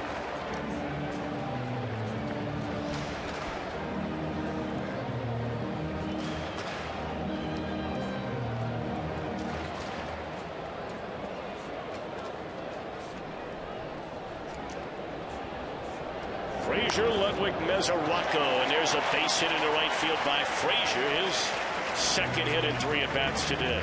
Well, you talk about hitting the ball where it's pitched. Todd Frazier does that in the last couple of pitches. He fouls a ball down the left field line that was way inside. So then Barnes goes down and away on him and just kind of flicks the bat out there a la Brandon Phillips and finds a hole in the right field. Good slow motion look at that one, brought to you by our friends at Performance Honda. Tell you what, Chris, this this young man, Todd Frazier, we talk all the time about when you get your opportunity, what do you do? And I'm not suggesting for a second that 1 month you can make a determination, really good, bad, or indifferent about a player. But I mean, you're talking about a guy who's been playing every day now for a month, who's hitting .280, who in roughly, 27 starts has 7 home runs, 22 runs batted in. He has 10 doubles. There's a drive to center that's going to carry out of here.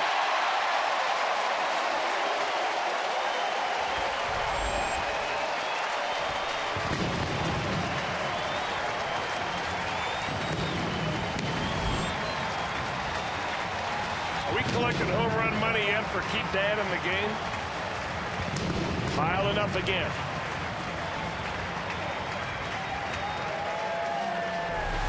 Ryan Ludwig knew it right as this ball came off the bat. He's hit enough of them. He's not going to hot dog it, but he knows he hit that ball well enough to go right out the front door. Did you think he hit it that well? I did by his reaction. Well, he did. The ball went up so straight up, the trajectory of the baseball went almost straight up.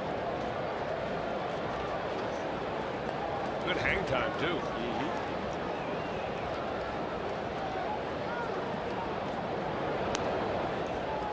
Now Devin Mesoraco. Getting back to Frazier for a minute, Chris. Again, I mean, you're talking about a guy with 19 extra base hits. He's knocked in 22 runs. He has not been the starter for a full month. Batting average at .280. He's got big hits for you, too. Yeah. I'm sure everybody's different, but right now, don't you think it would be very unfair for anybody to say that Frazier cannot be considered to be an everyday player, potential kind of guy, based at least on what you've seen for a month? Well, I think the key word you used there was player. Does he have to be the third baseman? If you can bring Scott Rowland back, and Rowland's healthy, and he's swinging the bat. There's a missile off the bat of Mesoraco, and he'll cruise into second base. Second time he's been on today, and that's his first hit.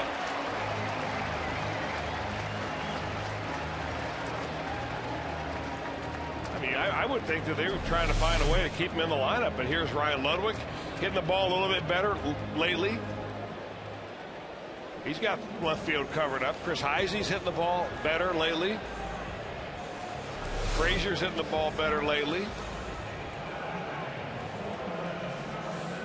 But when your starting third baseman comes back, the guy who started the season as your cleanup hitter comes back off the disabled list and he's ready, what do you do, sit him on the bench?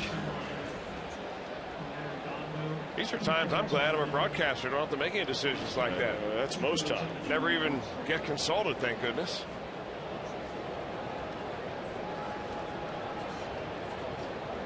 Chris Negron comes up there. They're going to ask him, it looks like, to put down a bunt, advance a runner to third. He takes a strike, pulls the bat away. He is batting for Arredondo. What a great job he did.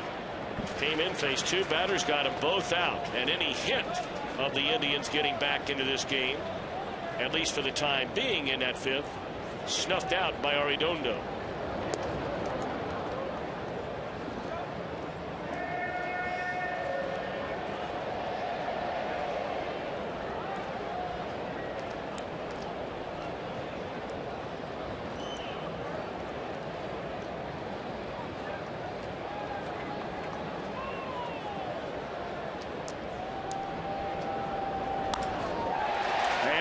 A base hit into center field, the first major league hit for Christopher Negron. Congratulations, young man.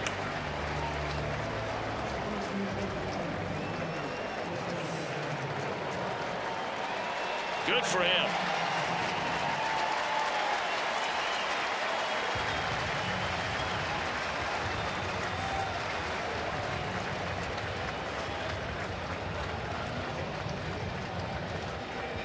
nice young man. We've seen him a couple of years in a row down in spring training, Tom, and he always seems to be on the traveling squad.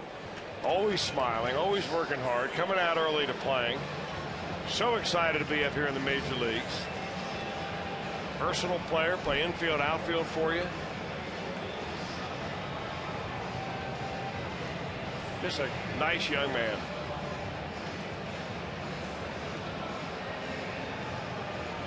Well, the Reds have treated Mr. Barnes rather harshly. Single, homer, double, single. And now going back to the top of the order.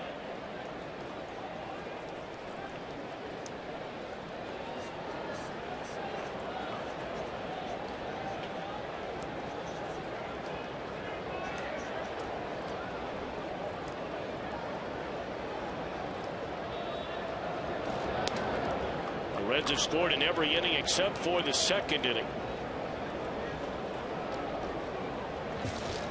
Got 3 in the first after Cleveland scored a pair to open the game. 1 in the third, 2 in the fourth. Indians got a run in the fifth. The Reds have answered that +1 here in the bottom of the inning. And excuse me, roller. And they're going to come to the plate. But they had Mesoraco on a rundown. And then the catcher runs into Mesoraco. Interference. He'll be awarded the run.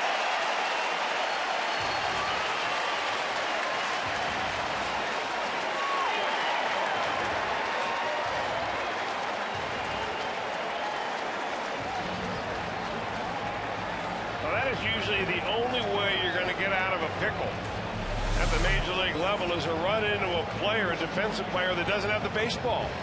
Mesoraco running, and then he'll sense that ball going. He's going to turn around immediately, and he goes and runs into the catcher. And I'm surprised I don't see Manny Acta coming out of the dugout to argue that, because it looked like to me in real time, and then certainly as we see it on the replay, Mesoraco did the only thing he could do, was look for somebody without the ball and run into him. Well, what that tells me is Devin Mesoraco is one sharp young man. Yeah. I mean, this is something that you really ought to teach in the minor league level. It's a guy who knows the rules. Got away, he knows the rules, got away with it without even an argument from the opposing manager.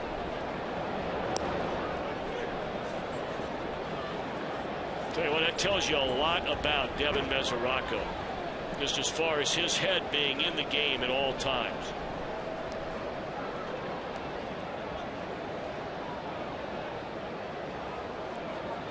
Eight times out of 10, that runner will just throw his arms up in the air. He knows he's going to be tagged out and basically gives himself up. Really the way to do it, because most teams, I mean, it varies, but a lot of times you get in a rundown and there's a guy chasing you, and the guy who's ready to receive the baseball will yell "now" to the player behind you who's chasing you, and he'll flip the ball over your head to the guy, and then he's going to chase you back the other. As soon as you hear "now," you turn around and you run into the guy behind you, and you hope that he's let loose of the baseball, and that's what Mesoraco did. So it is 9-3, and now it's 0-2 on Zach Kozar. Maybe you work on that with Luke's team, huh? I tell you, I mean, it's the first time I've ever heard somebody describe it the way you just did. You can mark it down. That's going to happen as we move along down the road. I think we covered that on Tech Talk once years ago. May have to revisit it.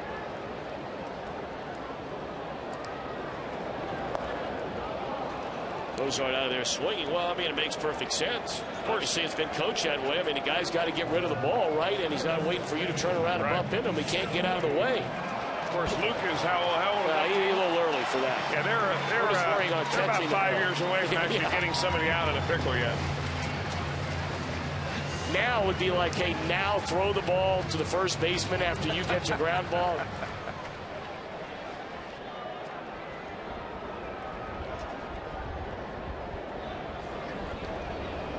Well, now Joey Votto.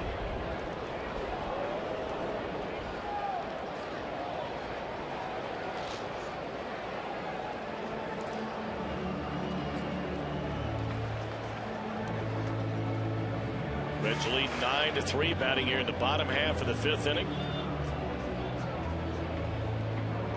Team will jump on the Big Bird and head northeast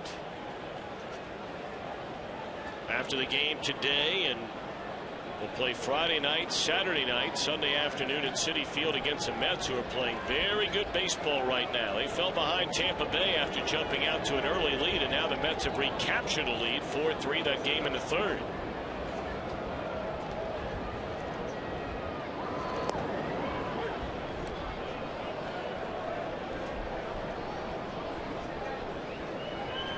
Votto, a 3-run home run in the first inning.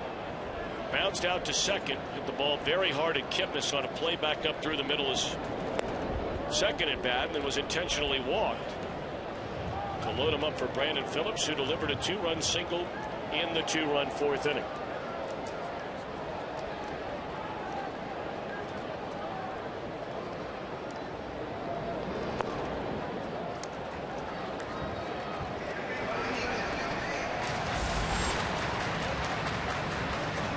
Alfredo Simon cranks it up in the bullpen.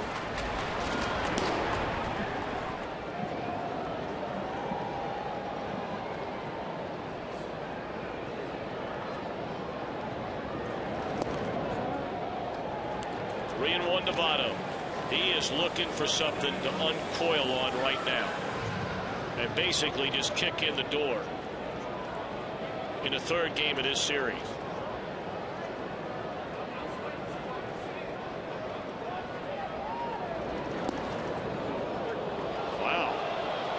Borderline strike, to say the least.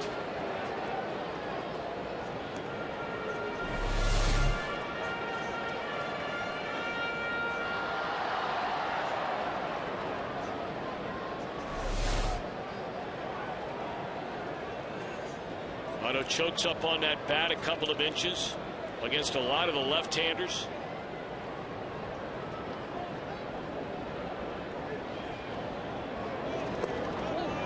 Draws a walk. Second straight at bat, Brandon Phillips has come to the plate with the bases loaded. Don't miss Fox Sports Ohio girl Christine tomorrow near Fountain Square. She'll be there for Freaky Friday at high noon. The event will feature a coney eating contest. Last year's winner put away 15 of them in 3 minutes. Freaky Friday tomorrow at noon. Fountain Square.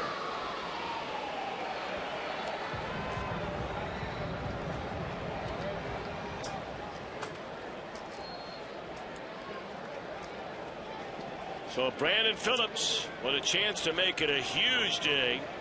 Already 3 runs batted in. And looks at ball one.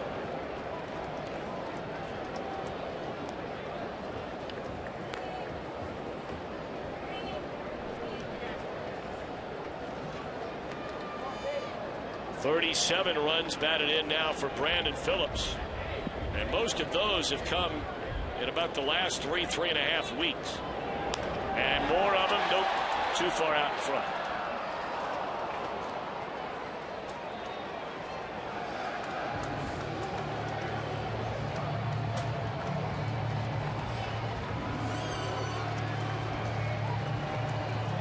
There are a lot of interesting things that could happen when Scott Rowland comes back. You know, we've talked about what happens to Todd Frazier.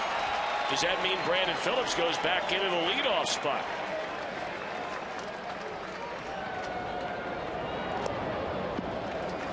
That's where he began the year when Rowland was batting cleanup. But right now, Phillips is in the midst of by far his most productive stretch of this season. And I'm just talking about the last 2 days. But really for nearly the last month. And it's getting more productive. He'll drive in his 4th run of the game, and that makes it 10-3 Reds.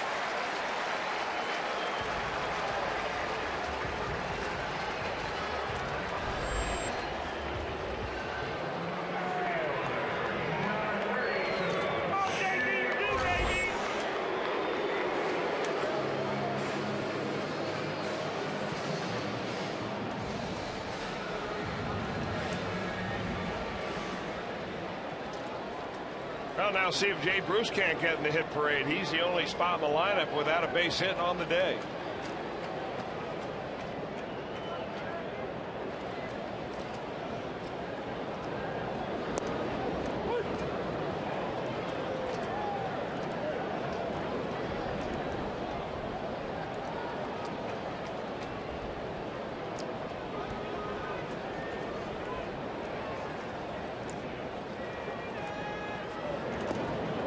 Well, the Indians are just daring. They are just begging Bruce to think about hitting the ball to the left side. Even with the bases loaded, only one defender stands between the second and third base bags.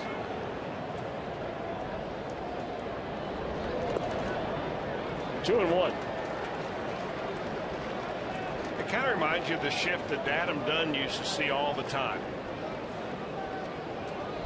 And eventually, you know, you do it enough, and teams will do it enough too, that it eventually gets into your head a little bit.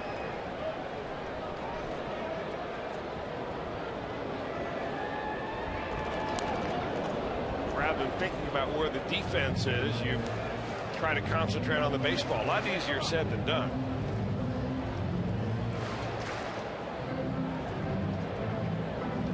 Well, Ravelli in there, pitch running at third base for Chris Heisey. I don't know if anything happened to Heisey, or maybe he's not feeling well.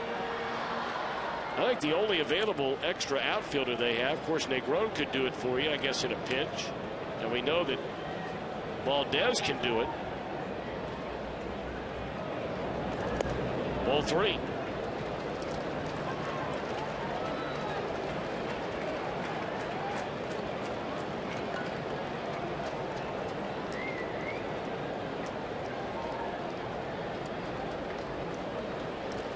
Of course, you can put Negron at third, move Frazier. And there's a bases loaded walk.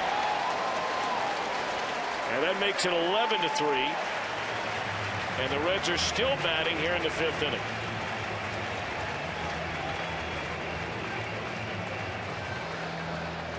And that's going to be all for Mr. Barnes. A rough fifth for him, to say the least. Bruce gets credit for his 40th run batted in on that bases loaded walk. And we will have another pitching change. Reds beating up on the Tribe today, 11-3. We're back in a moment.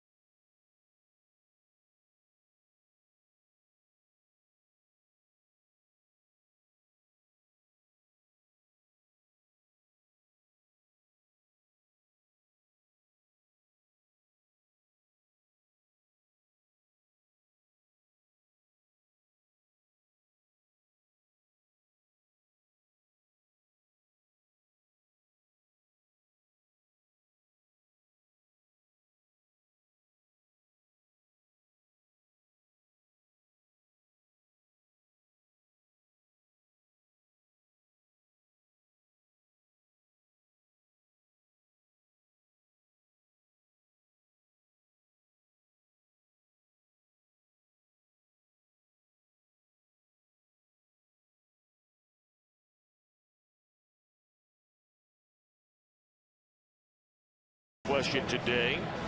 Longest hitting streak by a Red since Pete Rose. 44 gamer. Well, that should not be a surprise. Hal Morris nearly won a batting title. Man could hit, couldn't he? Hey, still in the game of baseball. Saw Hal over during the spring training. He's now working for the Los Angeles Angels of Anaheim. I think he's the director of pro scouting for them, if I'm not mistaken. Doing a good job. He bounced around a little bit as a scout. Worked for the Pirates for a couple of years, then the Red Sox, I think, last year before he got a job with the Angels. Good man. Boy, he was a little busy in the batter's box, wasn't he? Walking all back and forth in the box. Usually stepping back and forth right before a line drive somewhere.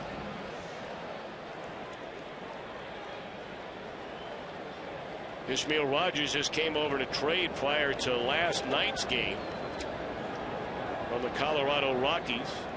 pitched a perfect inning with a couple of strikeouts in his Cleveland debut. He walks in with the bases loaded. And Todd Frazier is swing and a miss. Frazier started this inning with a single into right field and scored the first of what has been a 5-run fifth.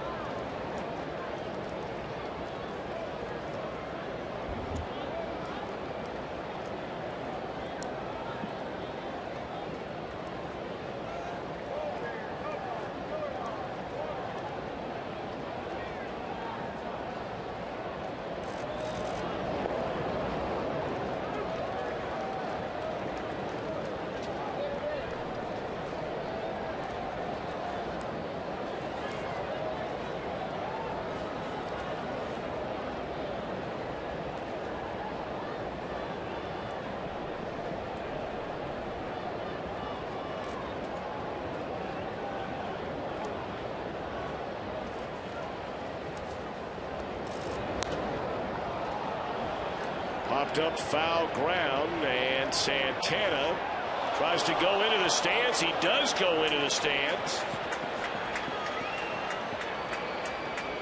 Votto tagging up to try and come in and score, and we don't know if Santana ever caught the ball. No. He may have beer and popcorn, though.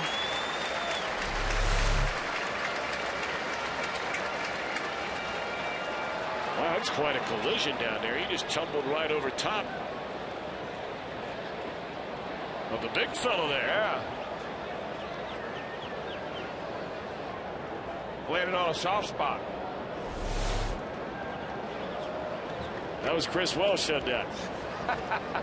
That's a big man down there now.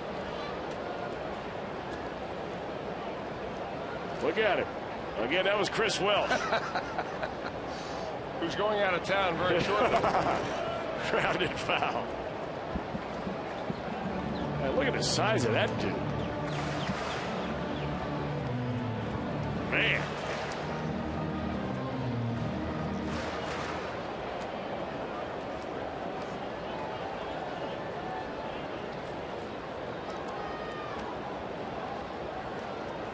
Two and two on Frazier. Bases loaded, one out.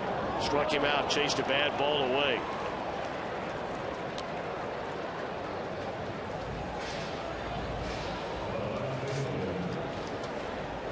And now Ryan Ludwig, he hit a 2-run home run to straightaway center to start the scoring in this 5-run inning.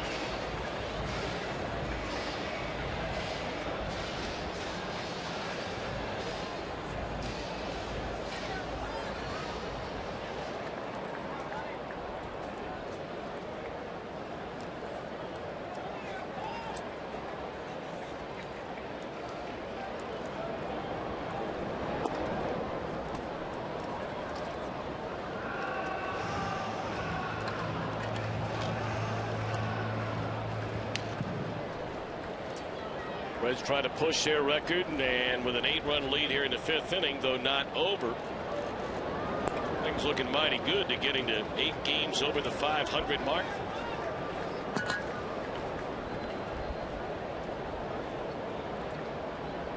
I'm not mistaken, that is the best they have been all season long at 8 games over.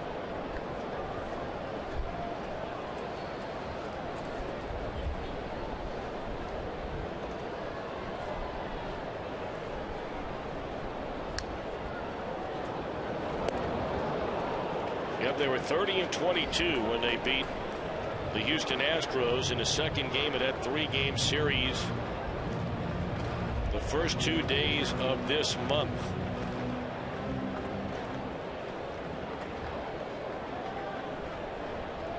We're talking about a club that was 4-8 going back to April the 18th. Well, they were clubbed 11-1 by the Cardinals. There's a home run earlier in this inning by Ludwig, and for him that's 9 of them.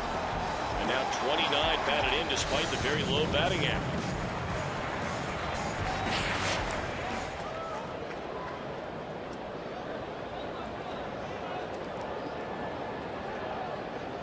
Well, had a good hitter's count, 3-1.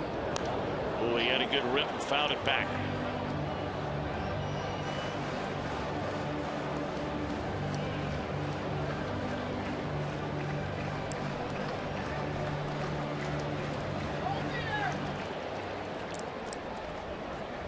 Well, it was a lengthy top half of the fifth. Reds had to pull Mike Leake, bring in Jose Arredondo.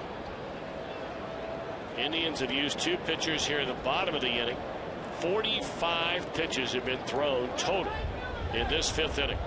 3-2 delivery. Straight up.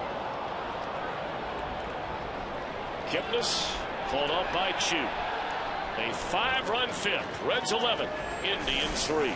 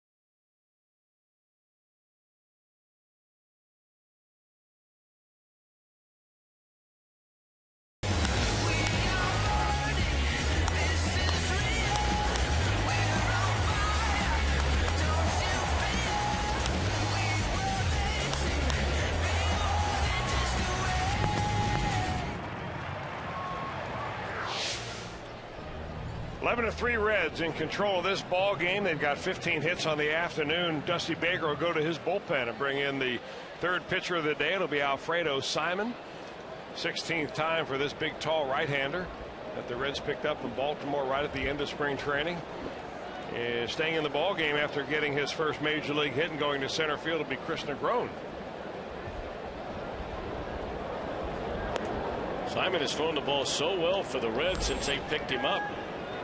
You always wonder what you're getting when you're picking a guy up after another organization turns him loose at the very end of spring training. A guy who at one time served as the closer for the Baltimore Orioles. You know, a lot of times, Tom, it's how a scouting department has organized all the reports on players so that when a guy pops up on the radar on the waiver wire, you can act fairly quickly on that. And one of the ways that a lot of teams do it, I'm not sure how the Reds do it nowadays. I know that they've updated their scouting software tremendously in the last few years so that you can query it much easier. It gives you much more information. It integrates a lot of different reports that different scouts see from players all over the place, both amateur and pro. But one of the simplest ways, is when a scout turns in a report, he turns in all the details, the arm slot, the power pitches, what his out pitch is, how hard he throws, is he good with runners on, does he feel his position, all those types of things. But the bottom line is acquire or not. And so if you query your little database and say I want all the pitchers that are available that would say acquire out there. This is a guy that was probably on that list and became available, and he has thrown the ball well. I mean, he's thrown the ball up around 95, 96 miles an hour. Has a pretty good idea of a breaking ball. Hasn't been overworked. He's in much better shape than when the Reds acquired him. You're talking about physical shape. Yeah. His job is to come into this one and throw strikes, and he'll take care of Cunningham to open up the Cleveland 6th inning.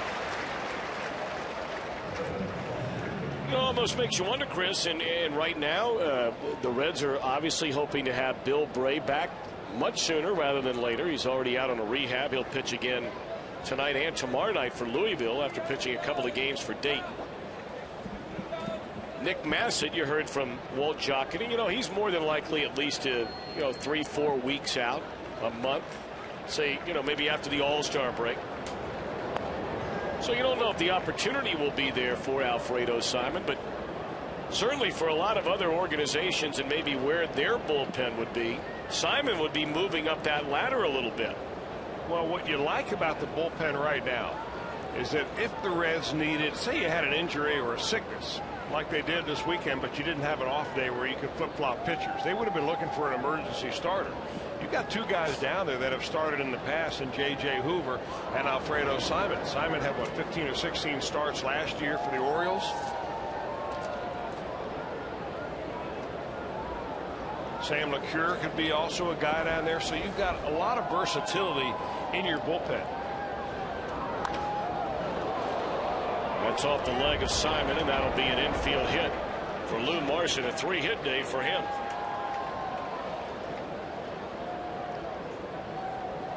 Well, if you're hitting the road, takes Fox Sports Ohio's coverage of the Reds with you by subscribing to MLB.tv. Baseball everywhere.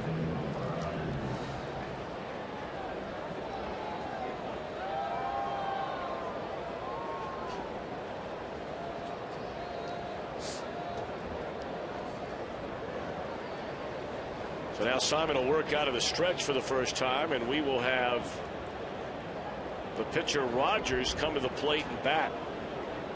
Going to try to get some innings out of this young man and not tear up that bullpen. Jeez. And Rogers, boy, he whacks one hard into left field for a base hit. I mean, he kind of settled in the batter's box like he knew what he was doing. May have been there before. Have to look up. Maybe he was a position player one time.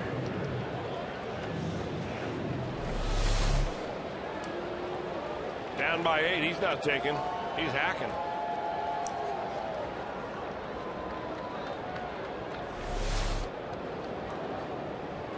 Well, it's already been a 2-home run game for the man who settles in now, Shin-Soo Choo.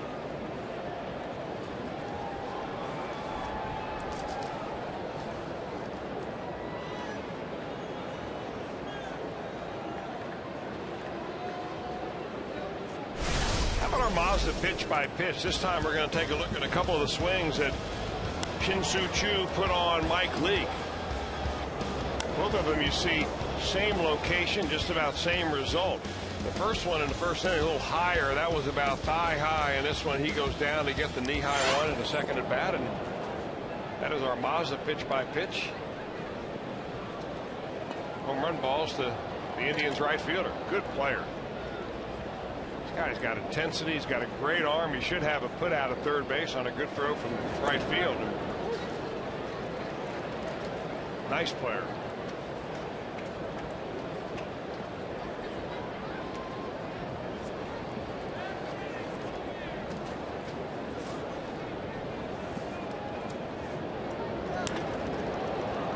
Pulled down the right field line, foul.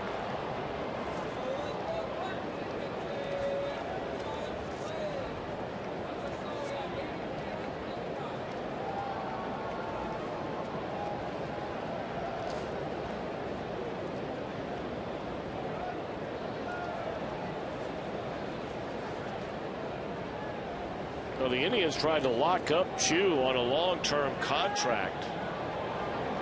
About a year and a half ago, he looks at strike 3. And he turned it down. And that could turn out to be a very poor decision made by Choo. Of course, that could all get turned around if he starts lighting it up like he has today.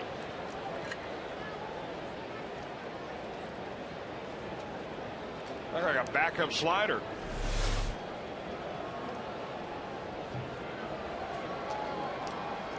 That's a slider that goes the opposite way of the way you intended it to go. Pitchers, most of them don't really know when that thing's going to move like that.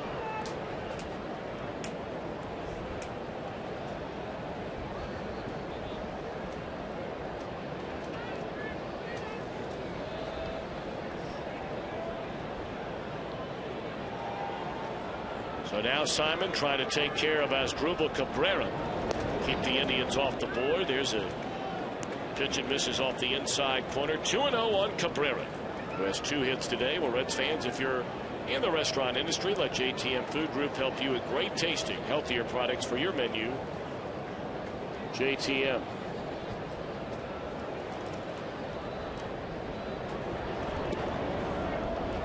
Three and 0 now to Cabrera. Well, you can understand if maybe Simon is a little bit rusty. I mean, he has virtually been an invisible man working out of that Reds bullpen. Then there's a strike. I mean, you go back to the 11th of May. It's over a month ago. He has only pitched in 5 games. He's pitched in 1 game in June. And today's the 14th of the month. There's ball 4.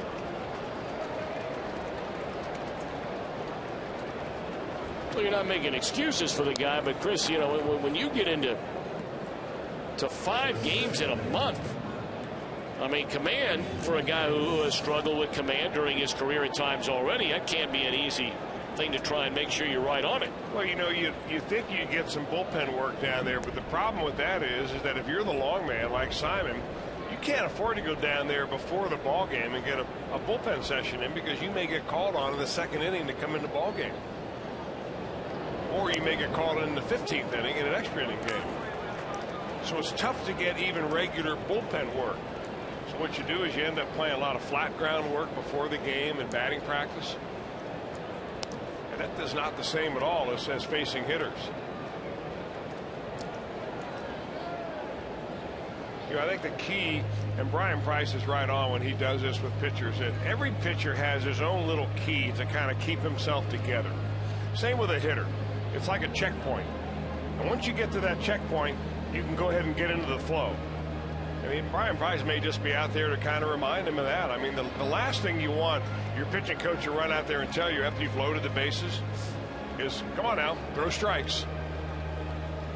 You want him to say, give you something instructive to work on. Keep your shoulder closed, step towards the hitter, keep your head still, whatever his particular key might be.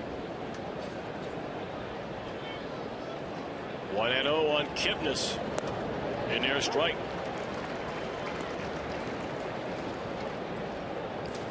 Kipnis, their team leader with 10 home runs. He runs into one right here, and the Indians are going to feel like they're back in this game.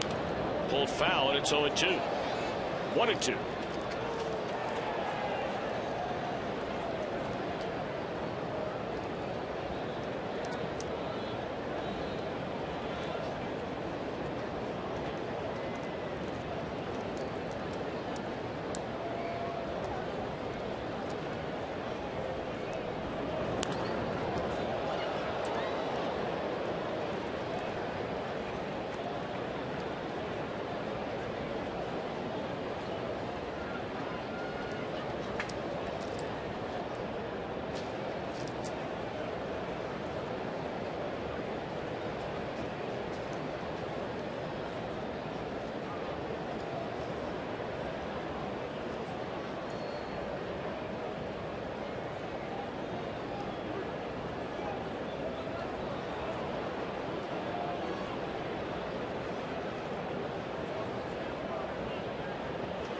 Good day to be a concessionaire.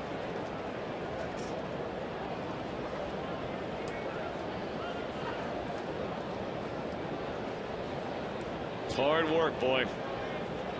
Those guys work hard for every nickel they make. You're right about that.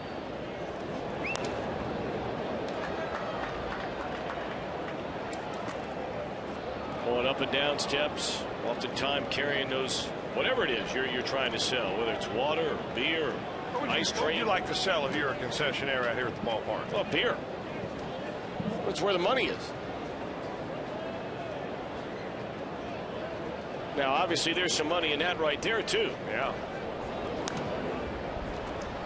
Actually, you should give the cotton candy away and sell the wet wipes. That's a great idea. So you're always thinking up here. You should have pitched that to Michael Milken. That's a guy that's got the glue to maybe back up some of your ideas. That would be a pretty good idea there. I may have to run that by powers that be, see what they think. Beautiful breaking ball had Kipnis way out in front. Couple of hits, 3 left. Reds lead 11-3.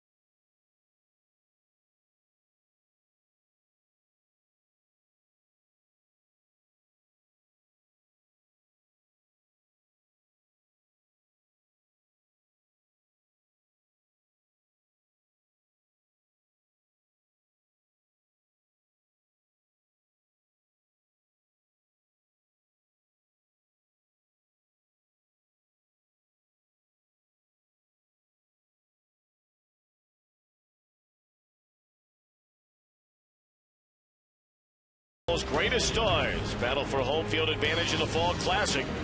The road to the World Series begins with a Major League Baseball All-Star game. It's Tuesday, July the 10th from Kansas City, 7:30 Eastern Time on Fox.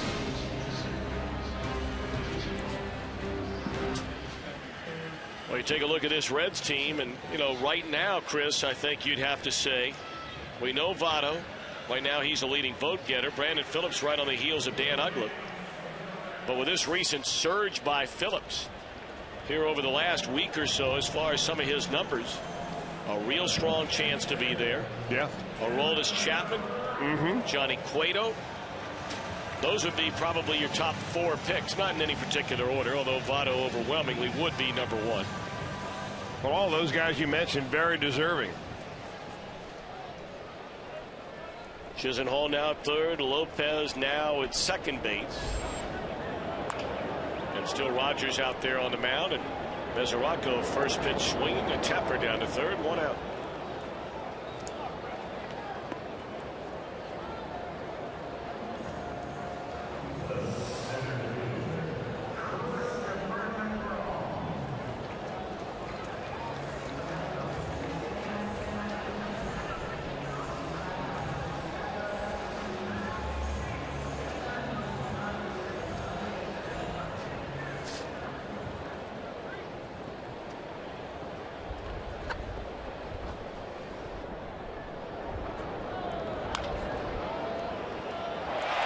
Glove of Chisenhall, and Negrona got his first major league hit. His first time up is going to end up with a hustling head first slide into second.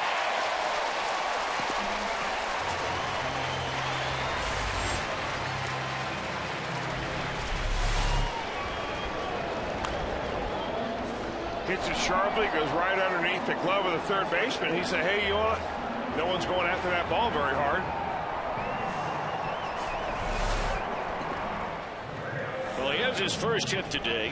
He has scored his first major league run.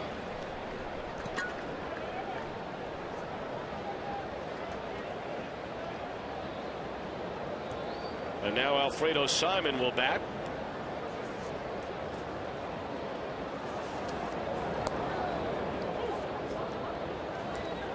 First time Alfredo has hit this season. He's got one leg going to New Richmond.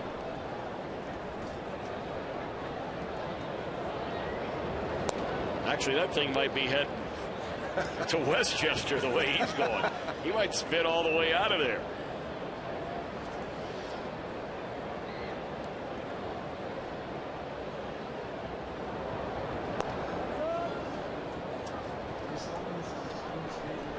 In fact, this is the first time in his major league career that Simon has been in the batter's box.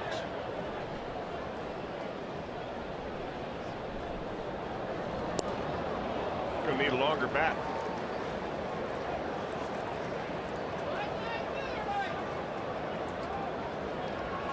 Second strikeout for Rogers. Hey, Simon's a good guy. I mean, a lot of times you don't get to know some of the middle relievers. Relievers kind of tend to hang out together, but had a chance to do a number of CBTS Tech Talks with Alfredo Simon. Very articulate, knows what he's doing. I think it was really a great pickup by the Reds. You ought to watch some of those Tech Talks we do on hitting. So in the next 3 years, when he gets his next appearance at the plate, he'll be ready. Well, he was getting the business from some of his teammates there. Got that swing.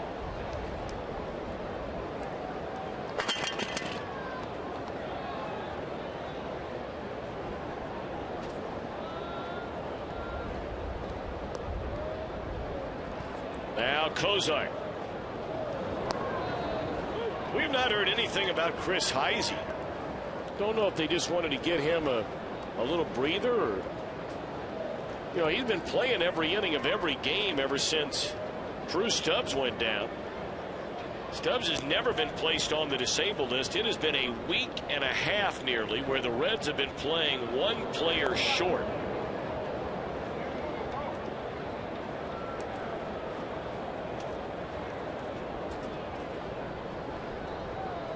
Heisey, one of those guys who had a slight touch of the flu bug. His wasn't bad enough to take him out of the lineup. It did sideline Kozar. It moved Mike Leake start back a day. Votto had a little bit of it as well, but obviously he's been in the lineup. But who knows? That's the kind of thing that may not be bad one day, but it can be really bad a few hours later.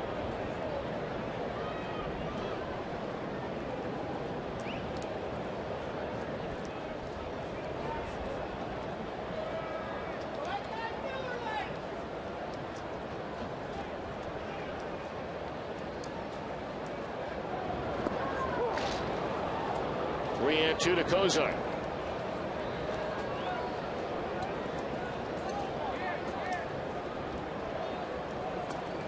Last couple of nights have been very quick games. We'd be nearly over by now. And yet we're only in the bottom half of the 6th inning, and the Reds 11 runs and 15 base hits. Slow roller to short, do or die play. Tried to pick it up barehanded, did Cabrera, and that'll be an infield hit for Kozar. Boy, one of those games where just about everything is going the Reds' way.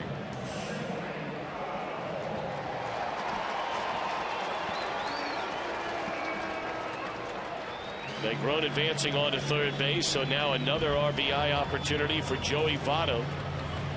Has a 3-run home run, a ground out to second, and has been walked twice since.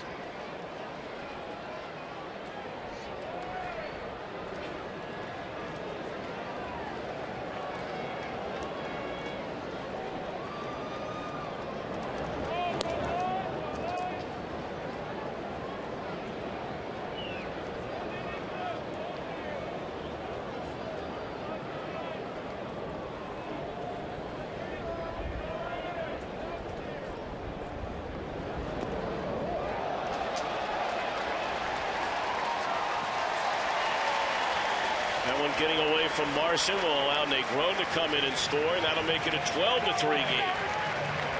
That'll be a wild pitch.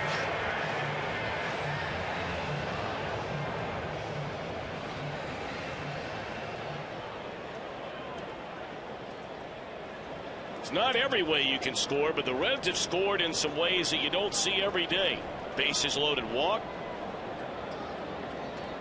Basically defensive interference. Catcher is charged with an error on the play. That's the oddball one there. Yep. And now a wild pitch.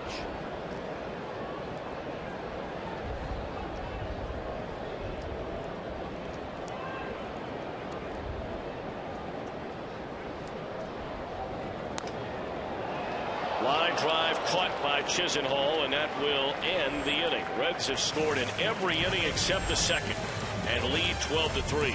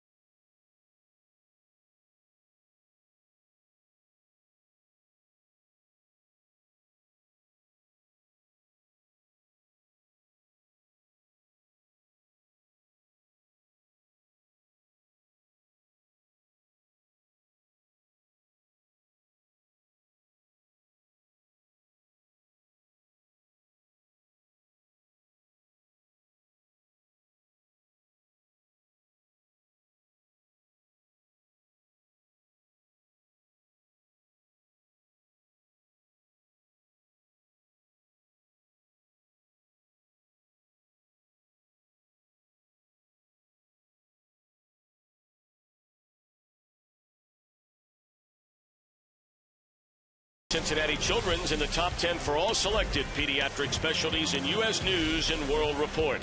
And by the dependable, long-lasting Chevy Silverado and your Tri-State Chevy dealers.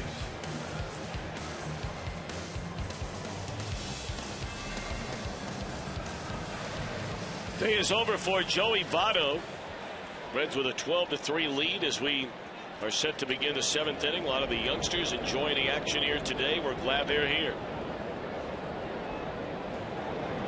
Alfredo Simon begins his 2nd inning of work. Miguel Cairo replaces Votto, and he'll bat in the number 3 position.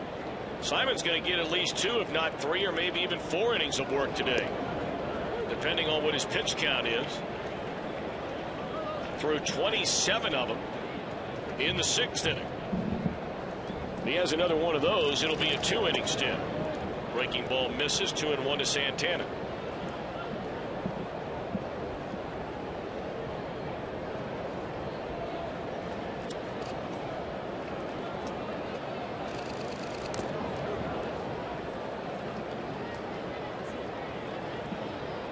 Well, Simon is such a big guy.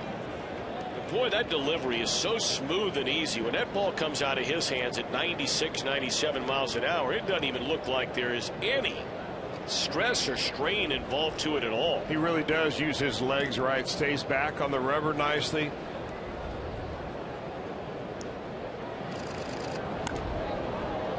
Well, he threw up a breaking ball at 74, and it's lofted into right center field. A base hit by Santana.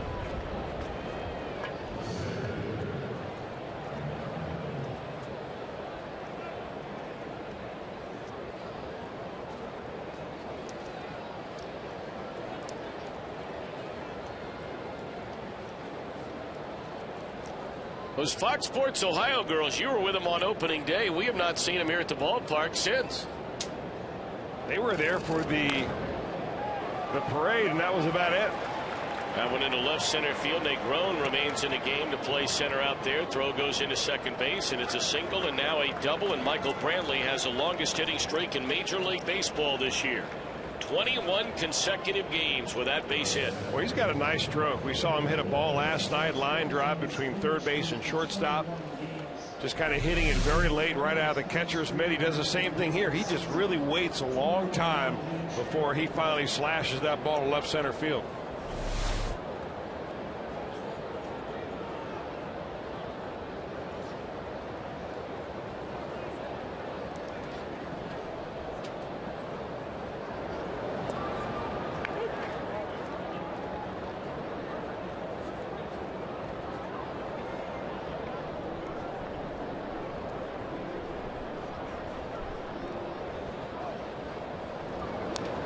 Swinging a foul ball out of play by Jose Lopez. Started the game at third, has since moved over to first.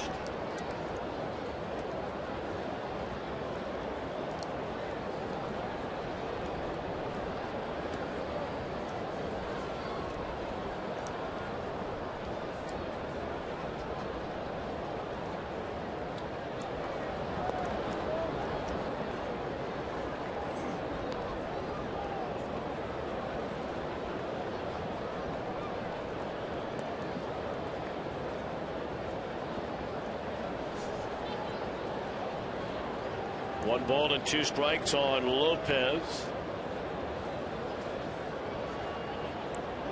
And now timeout call.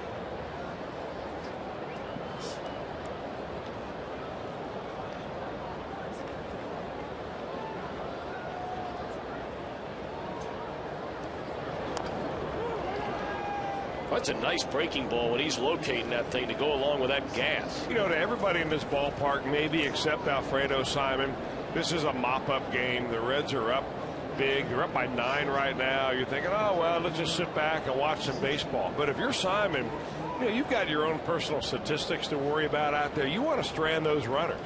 You want to see a play made behind you. Maybe that'll save a run. You need a strikeout here. You're pitching this ball game like it's a 1-run game, not a 9-run game.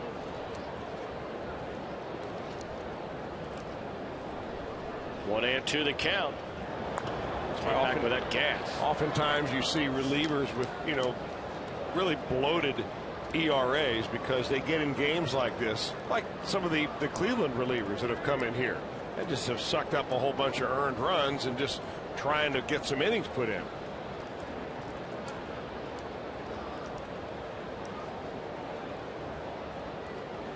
One and 2 on Lopez. And a breaking ball stayed up and in. And Simon has to work on all his stuff. We mentioned only 5 games he's pitched in a month. So, I mean, he can't come in even with it being a 9-run lead and just throw fastball after fastball. You're right.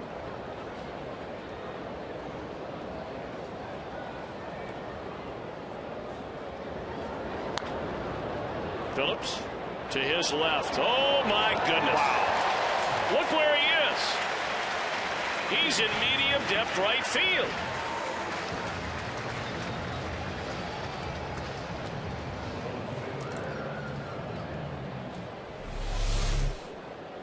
You know, those that have watched baseball and scouted baseball try to figure out a way to quantify defense. The last few years they made some advances on it, zone rating and all sorts of other things like that, but there's just no way really to put your finger on it until you see a guy like I should say Brandon Phillips play second base and see how many base hits he takes away.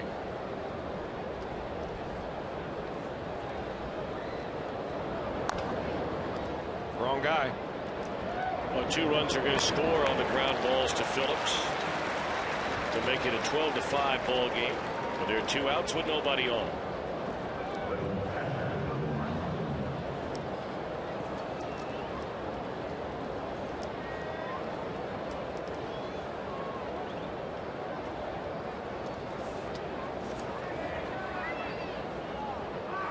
So for a guy like Simon, you know, Chris, you were just alluding to, you know, your ERA and what can happen. Well, take a look what's happened right here. Simon came into this game with an earned run average at 1.5. By the Indians scoring 2 runs here in his second inning of work, that has jumped almost 3/4 of a run. Did you figure that out? No, come on. You've been around me longer than that. I need fingers and toes and, I mean, every device known to man to get there. You did promise never to do math in public. I didn't. Somebody else did. Oh, okay. It's out there on the board. I got you. 2.22. Come on. But the point well taken. It doesn't take very much if you don't have a lot of innings in you to jump that earned run average up.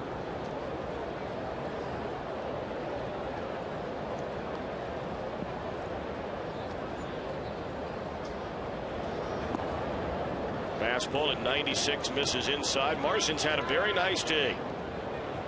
3 hits and 3 at bats.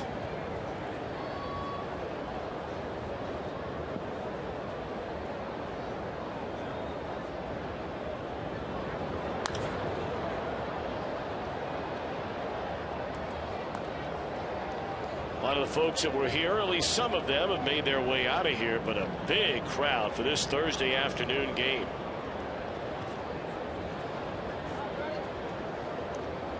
Rolling down the river.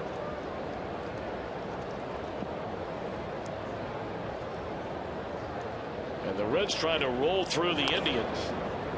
3 in a row during this interleague series. In fact, the Reds and the Mets will be the only 2 teams in baseball not playing interleague series over the weekend. Today, Flag Day. Hope everybody that had a chance to put one out front was able to do so today. And there's strike 3 called to end the inning. A couple of runs to make it a 12-5 Reds lead, and we're going to keep it right here for the singing and the playing of God Bless America. Kindly remove your hats and face the American flag. Major League Baseball, the Indians and the Reds salute the men and women of our armed forces, as well as those who serve to protect in our local police and fire departments. At this time, please help us honor these brave men and women and all our veterans of service, and in dedication to the United States Army's 237th birthday, please welcome the 100th U.S. Army Band from Fort Knox as they lead us in the singing of God Bless America.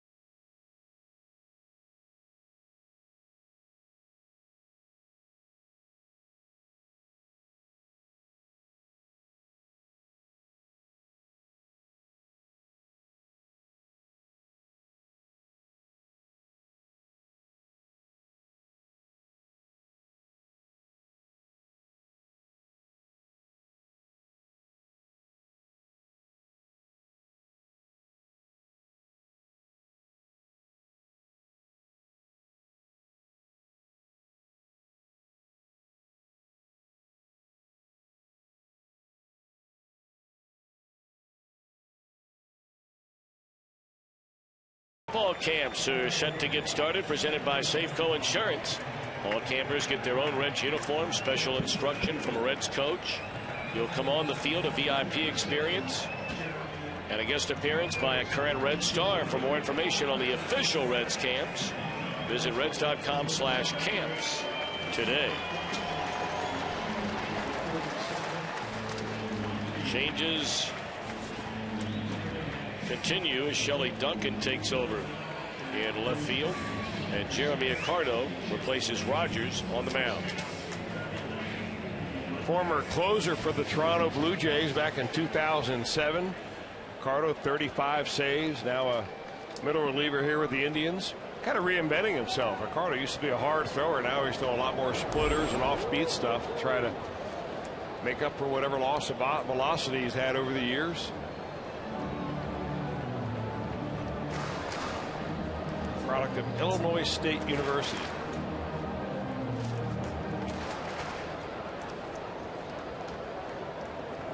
Rogers goes an inning and 2/3, allows 1 hit, 2 strikeouts, and an unearned run.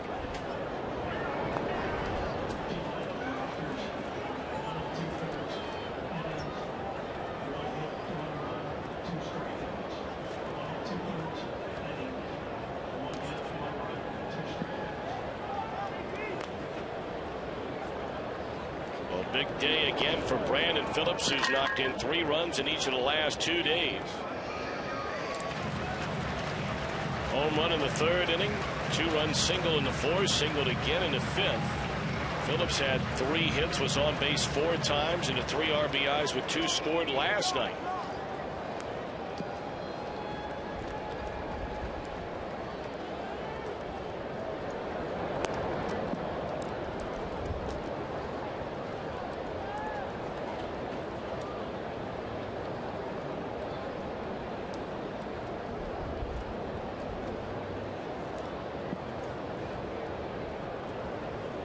Numbers for Phillips are really starting to come around to where you're used to seeing him be for Brandon Phillips. There's a check swing, and he's out of there. On the appeal down to the first base umpire, Alan Porter. You know, to give you an idea, it was a month ago. Brandon Phillips had 9 RBIs a month ago. And now all of a sudden, after the 3 RBIs today, he has 37 runs batted in. He's had 16 runs batted in over his last 16 games coming into today. So despite the fact and the calls for people who are saying, well, he's not your prototypical number 4 hitter, and he might not be, but he's still getting the job done. This guy could use a knock right here. When you're on the ball club, you look up, you see 16 hits. This is the kind of day where batters can fatten their batting averages, and you're looking at a horse collar right now, 0 for 3. You're dying to get a base hit. Jay did get his 40th run batted in this season by picking up a bases loaded walk in that 5-run 5th. But 0 for 3, a pop to short, a ground ball to first, and it's flied out to left.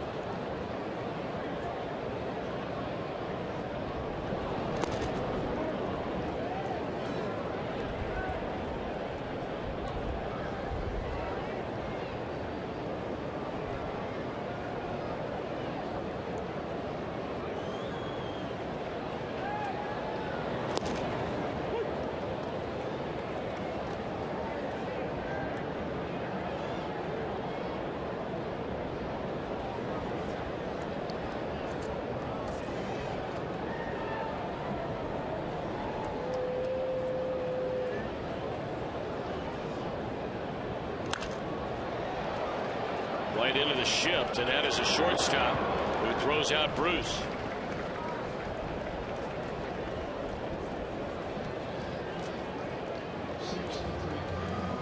Coming up right after the game, Fox Sports Ohio and Chris Welsh will break it down. Reds Live brought to you by King's Honda and the King's Auto Mall. Visit KingsHondaUSA.com. And of course, Reds Live, the pregame show version. We'll have the checklist back in full force Friday and Sunday. taking a temporary leave of absence, but I have a feeling we'll get the checklist leading right up to game time over the weekend in the Big Apple.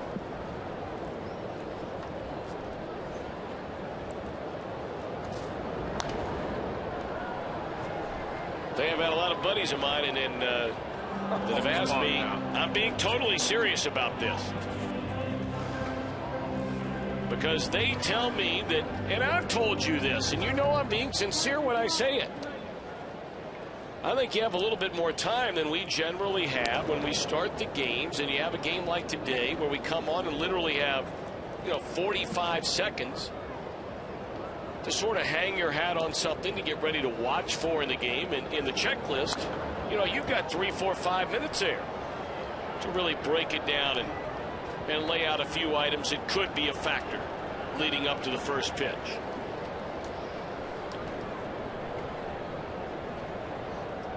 Three, 4, 5 minutes is a long time. I would call that overexposed.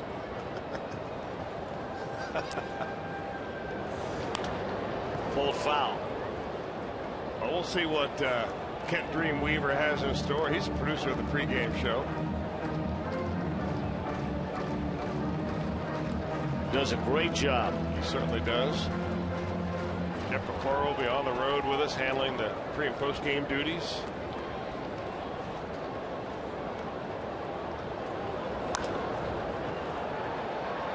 Chu back to the track, and he brings it home, and that will retire the side. First inning since the second inning. The Reds have not scored.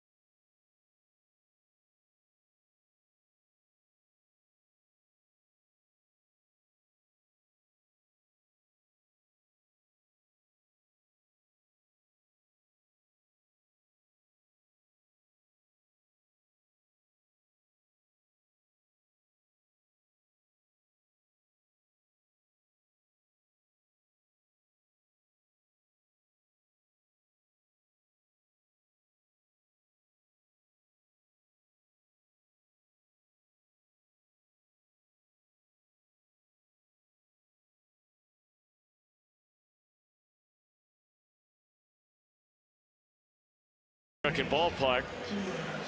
June the 24th, the next Sunday, the Reds will be here.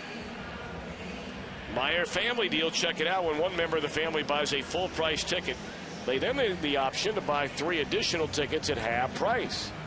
And on that date, the 24th, first 8,000 kids 14 and younger get a Joey Votto batting glove thanks to Time Warner. Boy, those will be a hot item. 381 Reds, a number to dial for tickets.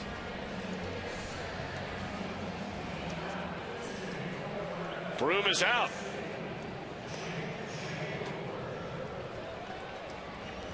And now on the pitch, taking over for Alfredo Simon is another infrequently used member of the Reds bullpen. That's right-hander J.J. Hoover. Well, when your starting rotation gives you a good solid effort for 6 innings, maybe 7 innings like the Reds have the last couple of times through the rotation, your long guys don't get much work. So we've seen Alfredo Simon today. We've seen now J.J. Hoover. Jose Arredondo came in to get Mike Leake out of that inning in the 5th. Those are big outs in that 5th inning. Yeah, they were. And in retrospect, I'm sure that Dusty Baker thinks, man, oh man, I wish Leake had gotten through that inning. He would have been able to qualify for a win, because he pitched some good games earlier in the year where he did not get anything out of it as far as decisions. But came so close this afternoon, but At that time, you don't know that the Reds are going to put up 12 runs.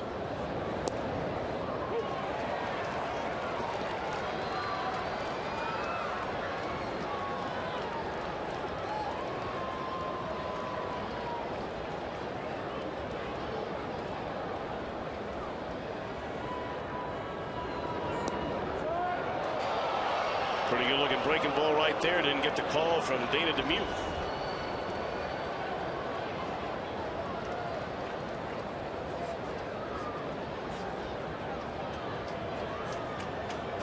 Shelley Duncan bats for the first time today. Of course, he is the son of longtime Major League pitching coach, former Major League catcher Dave Duncan, who still is on a leave of absence from the Cardinals organization. His wife has been in a tough battle with cancer. Saw her over the weekend in St. Louis. She seems to be doing better. Dave Duncan and Tony La Russa were both in St. Louis over the weekend when the Indians were there. In the air, right center. Bruce will wave off Negron. One away.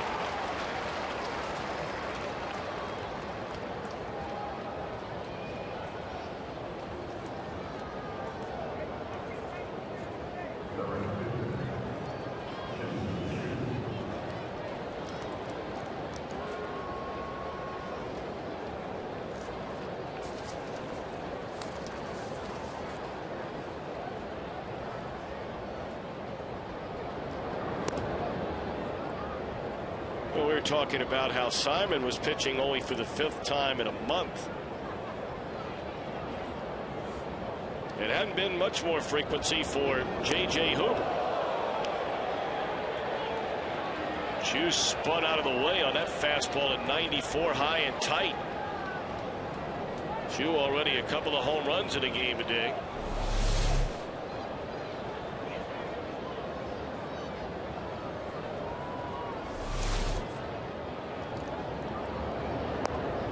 And you come back with 93 on the outside corner.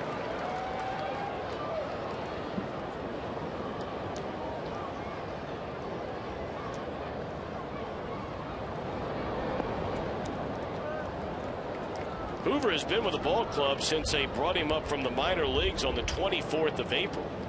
So outside of about the first 3 weeks, he has been a member of what has been an outstanding bullpen.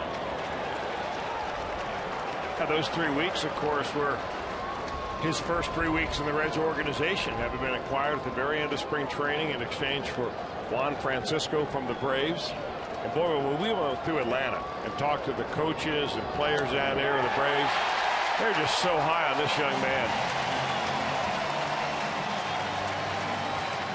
Of course, the Braves were very flush with a lot of young, talented pitching in the minor leagues, so the Reds had I don't know whether they had a choice or not, but they did their scouting when they looked at J.J. Hoover.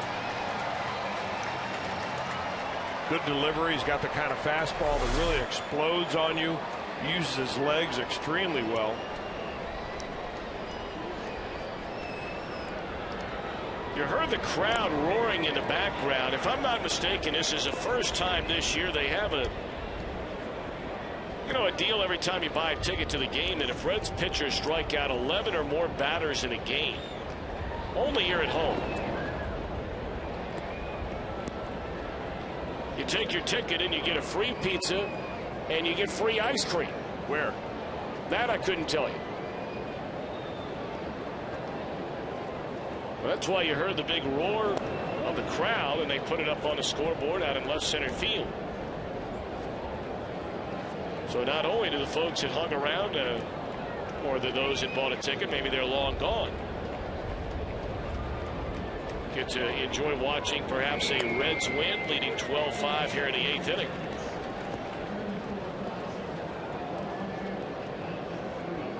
We talked about what a great crowd Thursday afternoon. 34,193. That is by far the biggest crowd of this series, and there have been good crowds in this series. Yeah, there 28, 29,000.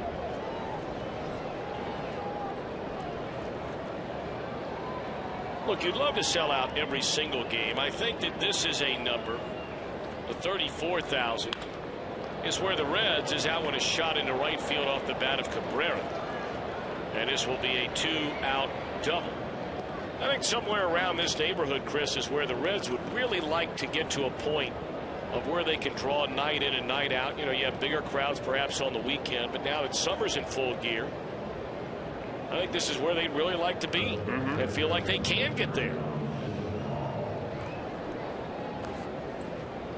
And winning baseball games will go a long way towards that. Yeah, they really will. The Reds have had a lot of pretty good teams in here to watch. But there's no substitute for putting a winning product on the field, your hometown team. And people are talking about the Reds more. I mean, you're probably being stopped on the street more. Probably on the highway more. Talking about the Reds. Why do you got to go there? You always got to take it in the toilet. Now there's just more talk about the Reds nowadays.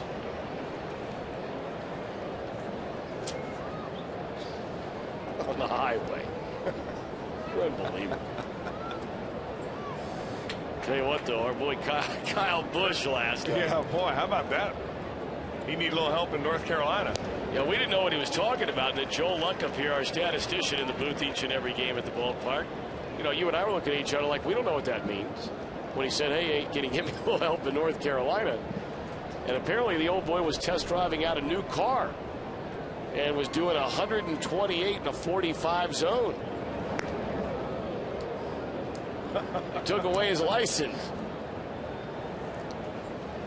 Do you need a driver? Do you need a valid driver's license to be a NASCAR Apparently driver? not.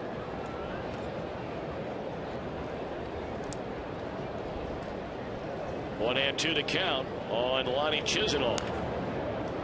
Popped up, shallow right. Bruce is there. Inning over. Good work by Hoover. He allows a hit. A man stranded. Reds coming to bat last in the eighth, leading 12-5.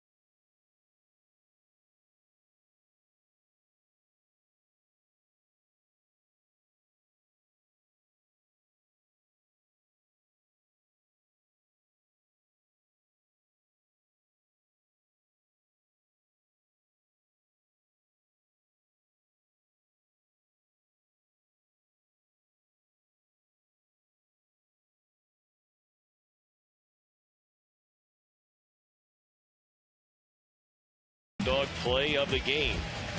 Take a look at Mesoraco. Alert, aware. Was in a rundown and appeared to just make contact with the catcher. That's an error on the catcher. Pretty good acting job at the very end, too. A very astute play. It really is. You know, there are a lot of guys play a lot of sports, Chris, that just don't know the rules of the game, and that's not an indictment. It happens all the time. There are a lot of coaches and managers that don't know all of the rules of the game. Well, clearly Mesoraco knew that one.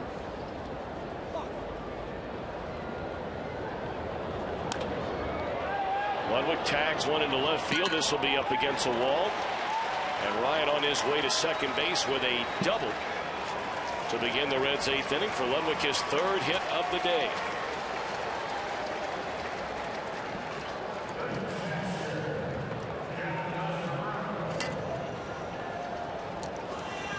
Well, I would imagine that right now, even though he only got 2 outs in the game, and Arredondo would be the guy that probably would pick up a win in this game. He came in when it was 6-3, and he came in with 2 on in the tying run at the plate.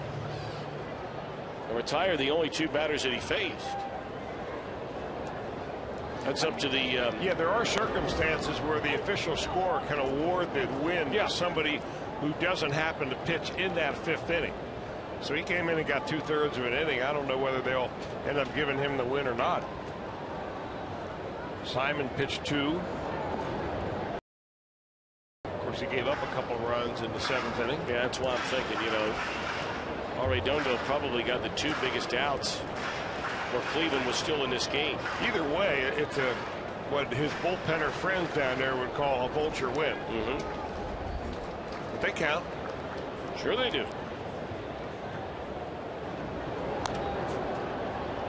They don't call him a vulture win when you're looking at the National League Central Division standings. And with a win today, the Reds go to 35-27. Got a good ring to it. Pirates will play later tonight in Baltimore. Pittsburgh, since moving into a tie with the Reds atop the NL Central, have lost 2 straight against the Orioles, while the Reds have won 2 in a row. Trying to make it 3 straight here with 3 more outs to play. Cardinals will play later tonight, wrapping up their series against the White Sox. Over the weekend, the Pirates will play these Indians in Cleveland. And the Cardinals will stay at home and they'll play the Kansas City Royals.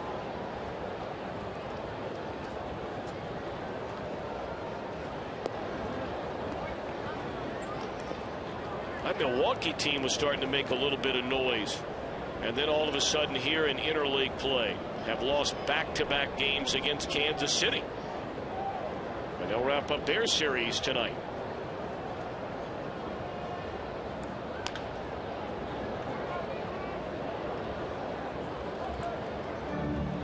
Talked about the Reds missing Johan Santana along with R.A. Dickey over the weekend. They'll see Guy. Jonathan Neese, he's a native Ohioan. Just signed to a long-term deal. Good-looking pitcher. That'll be on Fox Saturday night, don't forget. And then Chris Young back after missing nearly a full year.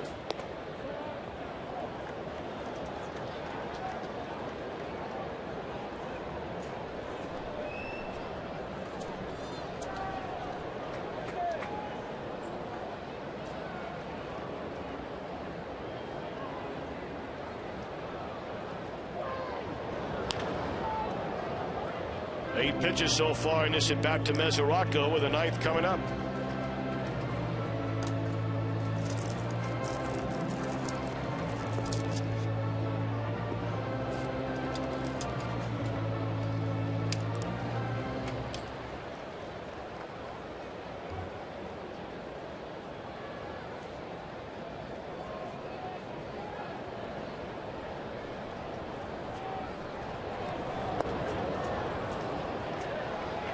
Mesoraco gone on strikes. First out here in the bottom of the 8th.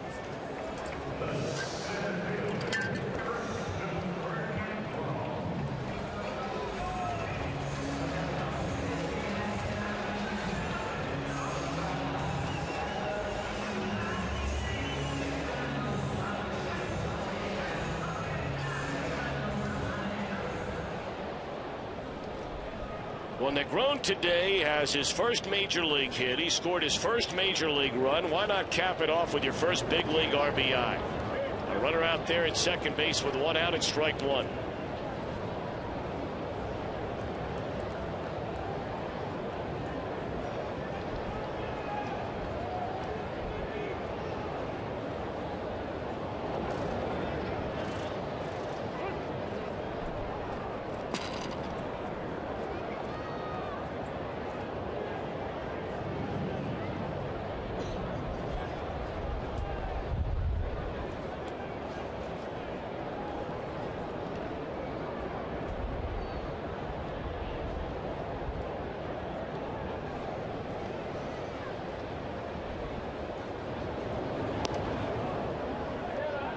A ball and 2 strikes.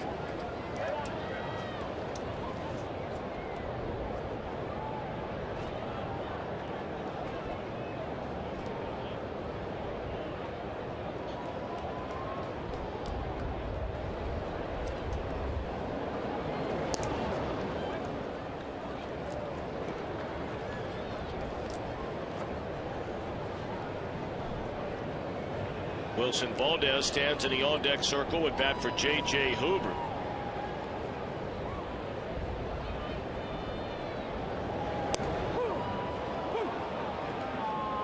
Wow, 2-2 fastball right down the can, and Negron takes strike 3.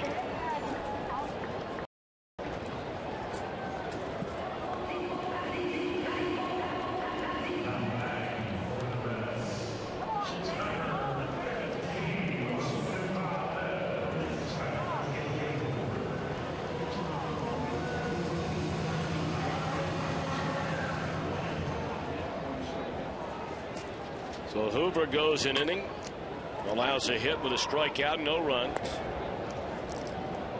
Valdez a big part of the opening game win in this series. Got a start, had 3 hits, scored a run, knocked in a run. 0 for 3 last night in a second straight start, but did walk and score.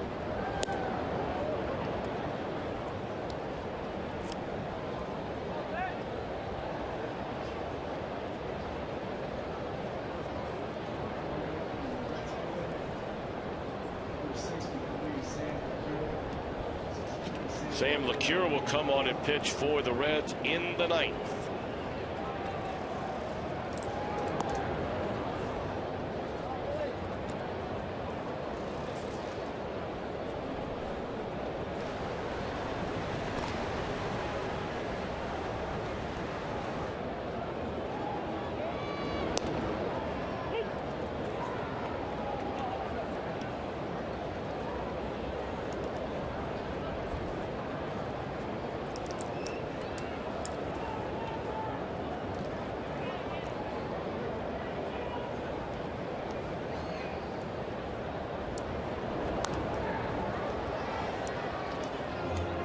Hey, you like Legos, Tom? I know you've been to Lego Land. I like Lego Land. I want to tell you that there's a local Lego Land going on. I was out there yesterday at Camp Ernst Middle School in Burlington, Kentucky, doing a little ribbon cutting of their Lego weekend. And starts today from 3 to 8, Friday and Saturday. They've got a huge Lego set. I mean huge Lego setup. Great thing for kids. So before you head home to watch the Reds game on TV, each of the next couple of days, you can head on over there and take your kids. They've got games and all sorts of contests and things like that, and all for the benefit of their Lego team. So hope they have a great weekend out there. Yeah.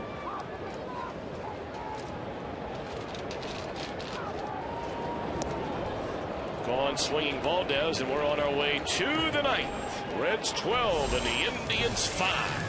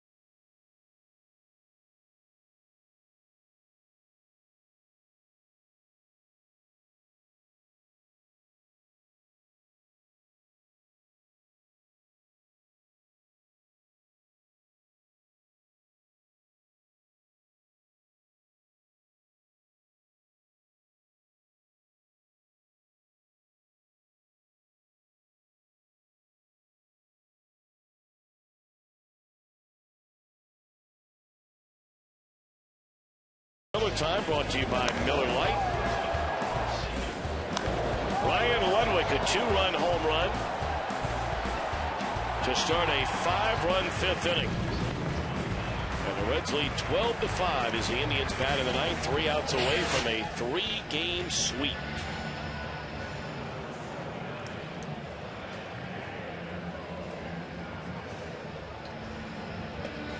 Sam LeCure will try and finish off the Indians before the Reds hit the road to New York.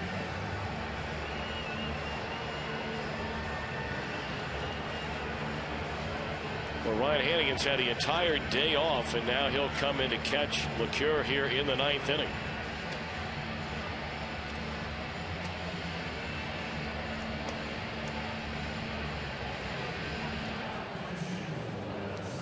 Another guy, Tom, that we talked about, same with Alfredo Simon and J.J. Hoover, only 16 games for Sam LeCure. But, you know, for a guy that did not look all that good in spring training, when the bell rang and the real season began, I mean, he has just been lights out.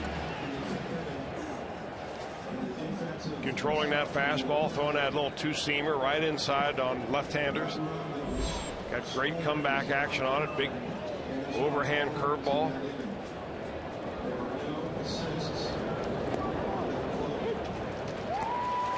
You watch Carlos Santana in the plate, and one of the things that the Indians would really like to see him do is simplify his batting style. His front side, he's got that toe kind of tucked in. He takes a big high leg kick, and so often he doesn't get his foot down in time to make a good swing on the baseball. And he was the guy that, when I was speaking with their manager, Manny Acta, the other day, and he was saying, I'm telling some of my guys to watch Joey Votto.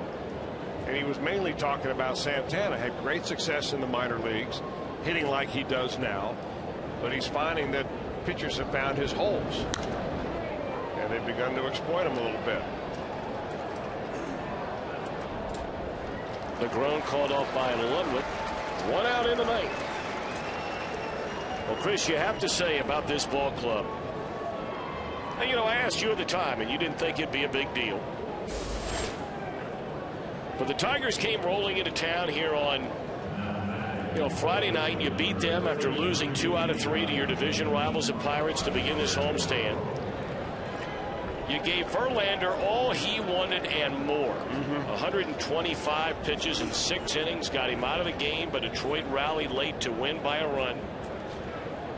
And then after opening up a 6-2 lead in the 7th inning, one of the few times this year the Reds bullpen let the team down, and the Tigers came away with a devastating come-from-behind win, or so you thought. But after a Monday off day, the team has come back and broke out for 7 runs in the series opener. They got 5 runs here last night, a season-high 12 on 17 hits today. You needed a sweep just to have a winning homestand after losing the first 2 series, and it appears that's what's going to happen. Well, you look at the games inside those series, though, that, they could have, with a couple of different breaks, gone either way. That could have been a Reds sweep of the Tigers with just a couple of little things going in the Reds' way. One of which, obviously, a little better performance out of the bullpen.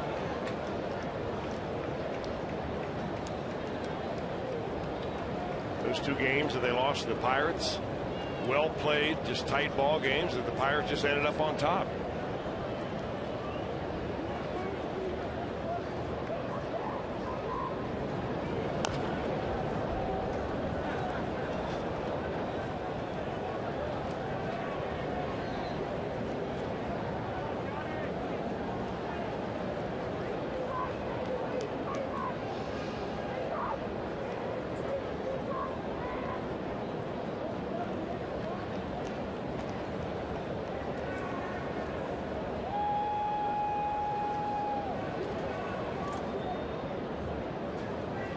There is very little doubt, as you look all around Major League Baseball, that every race is going to be tight.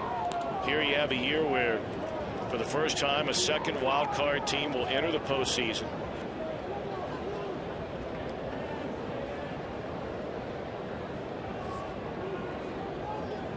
And every division, with the exception of the National League East, separated by 3.5 games or fewer. It's hard to believe in that NL East. The Washington Nationals just continue to roll every night. They have won 6 in a row, while the Braves have lost 4 in a row. The Mets have won their last 2. But the Braves and the Mets are a full 5 games behind Davey Johnson's team in that division.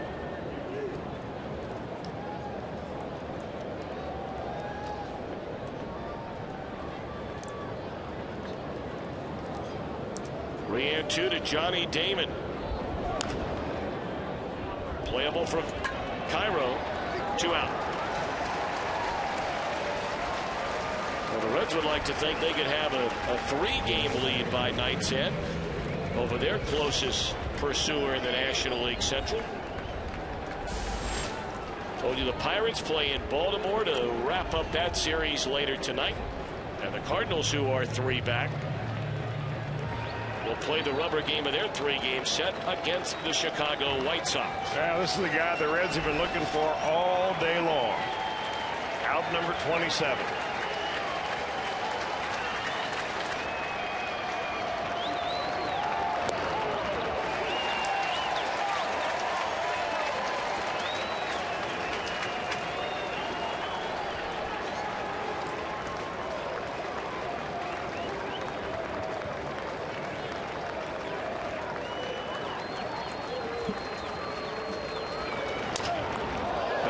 Should do it. Broken bat roller. Throw it first in time, and the Reds sweep the Cleveland Indians. 3 consecutive games. And they break out big time offensively here today, scoring 12 runs on 17 base hits.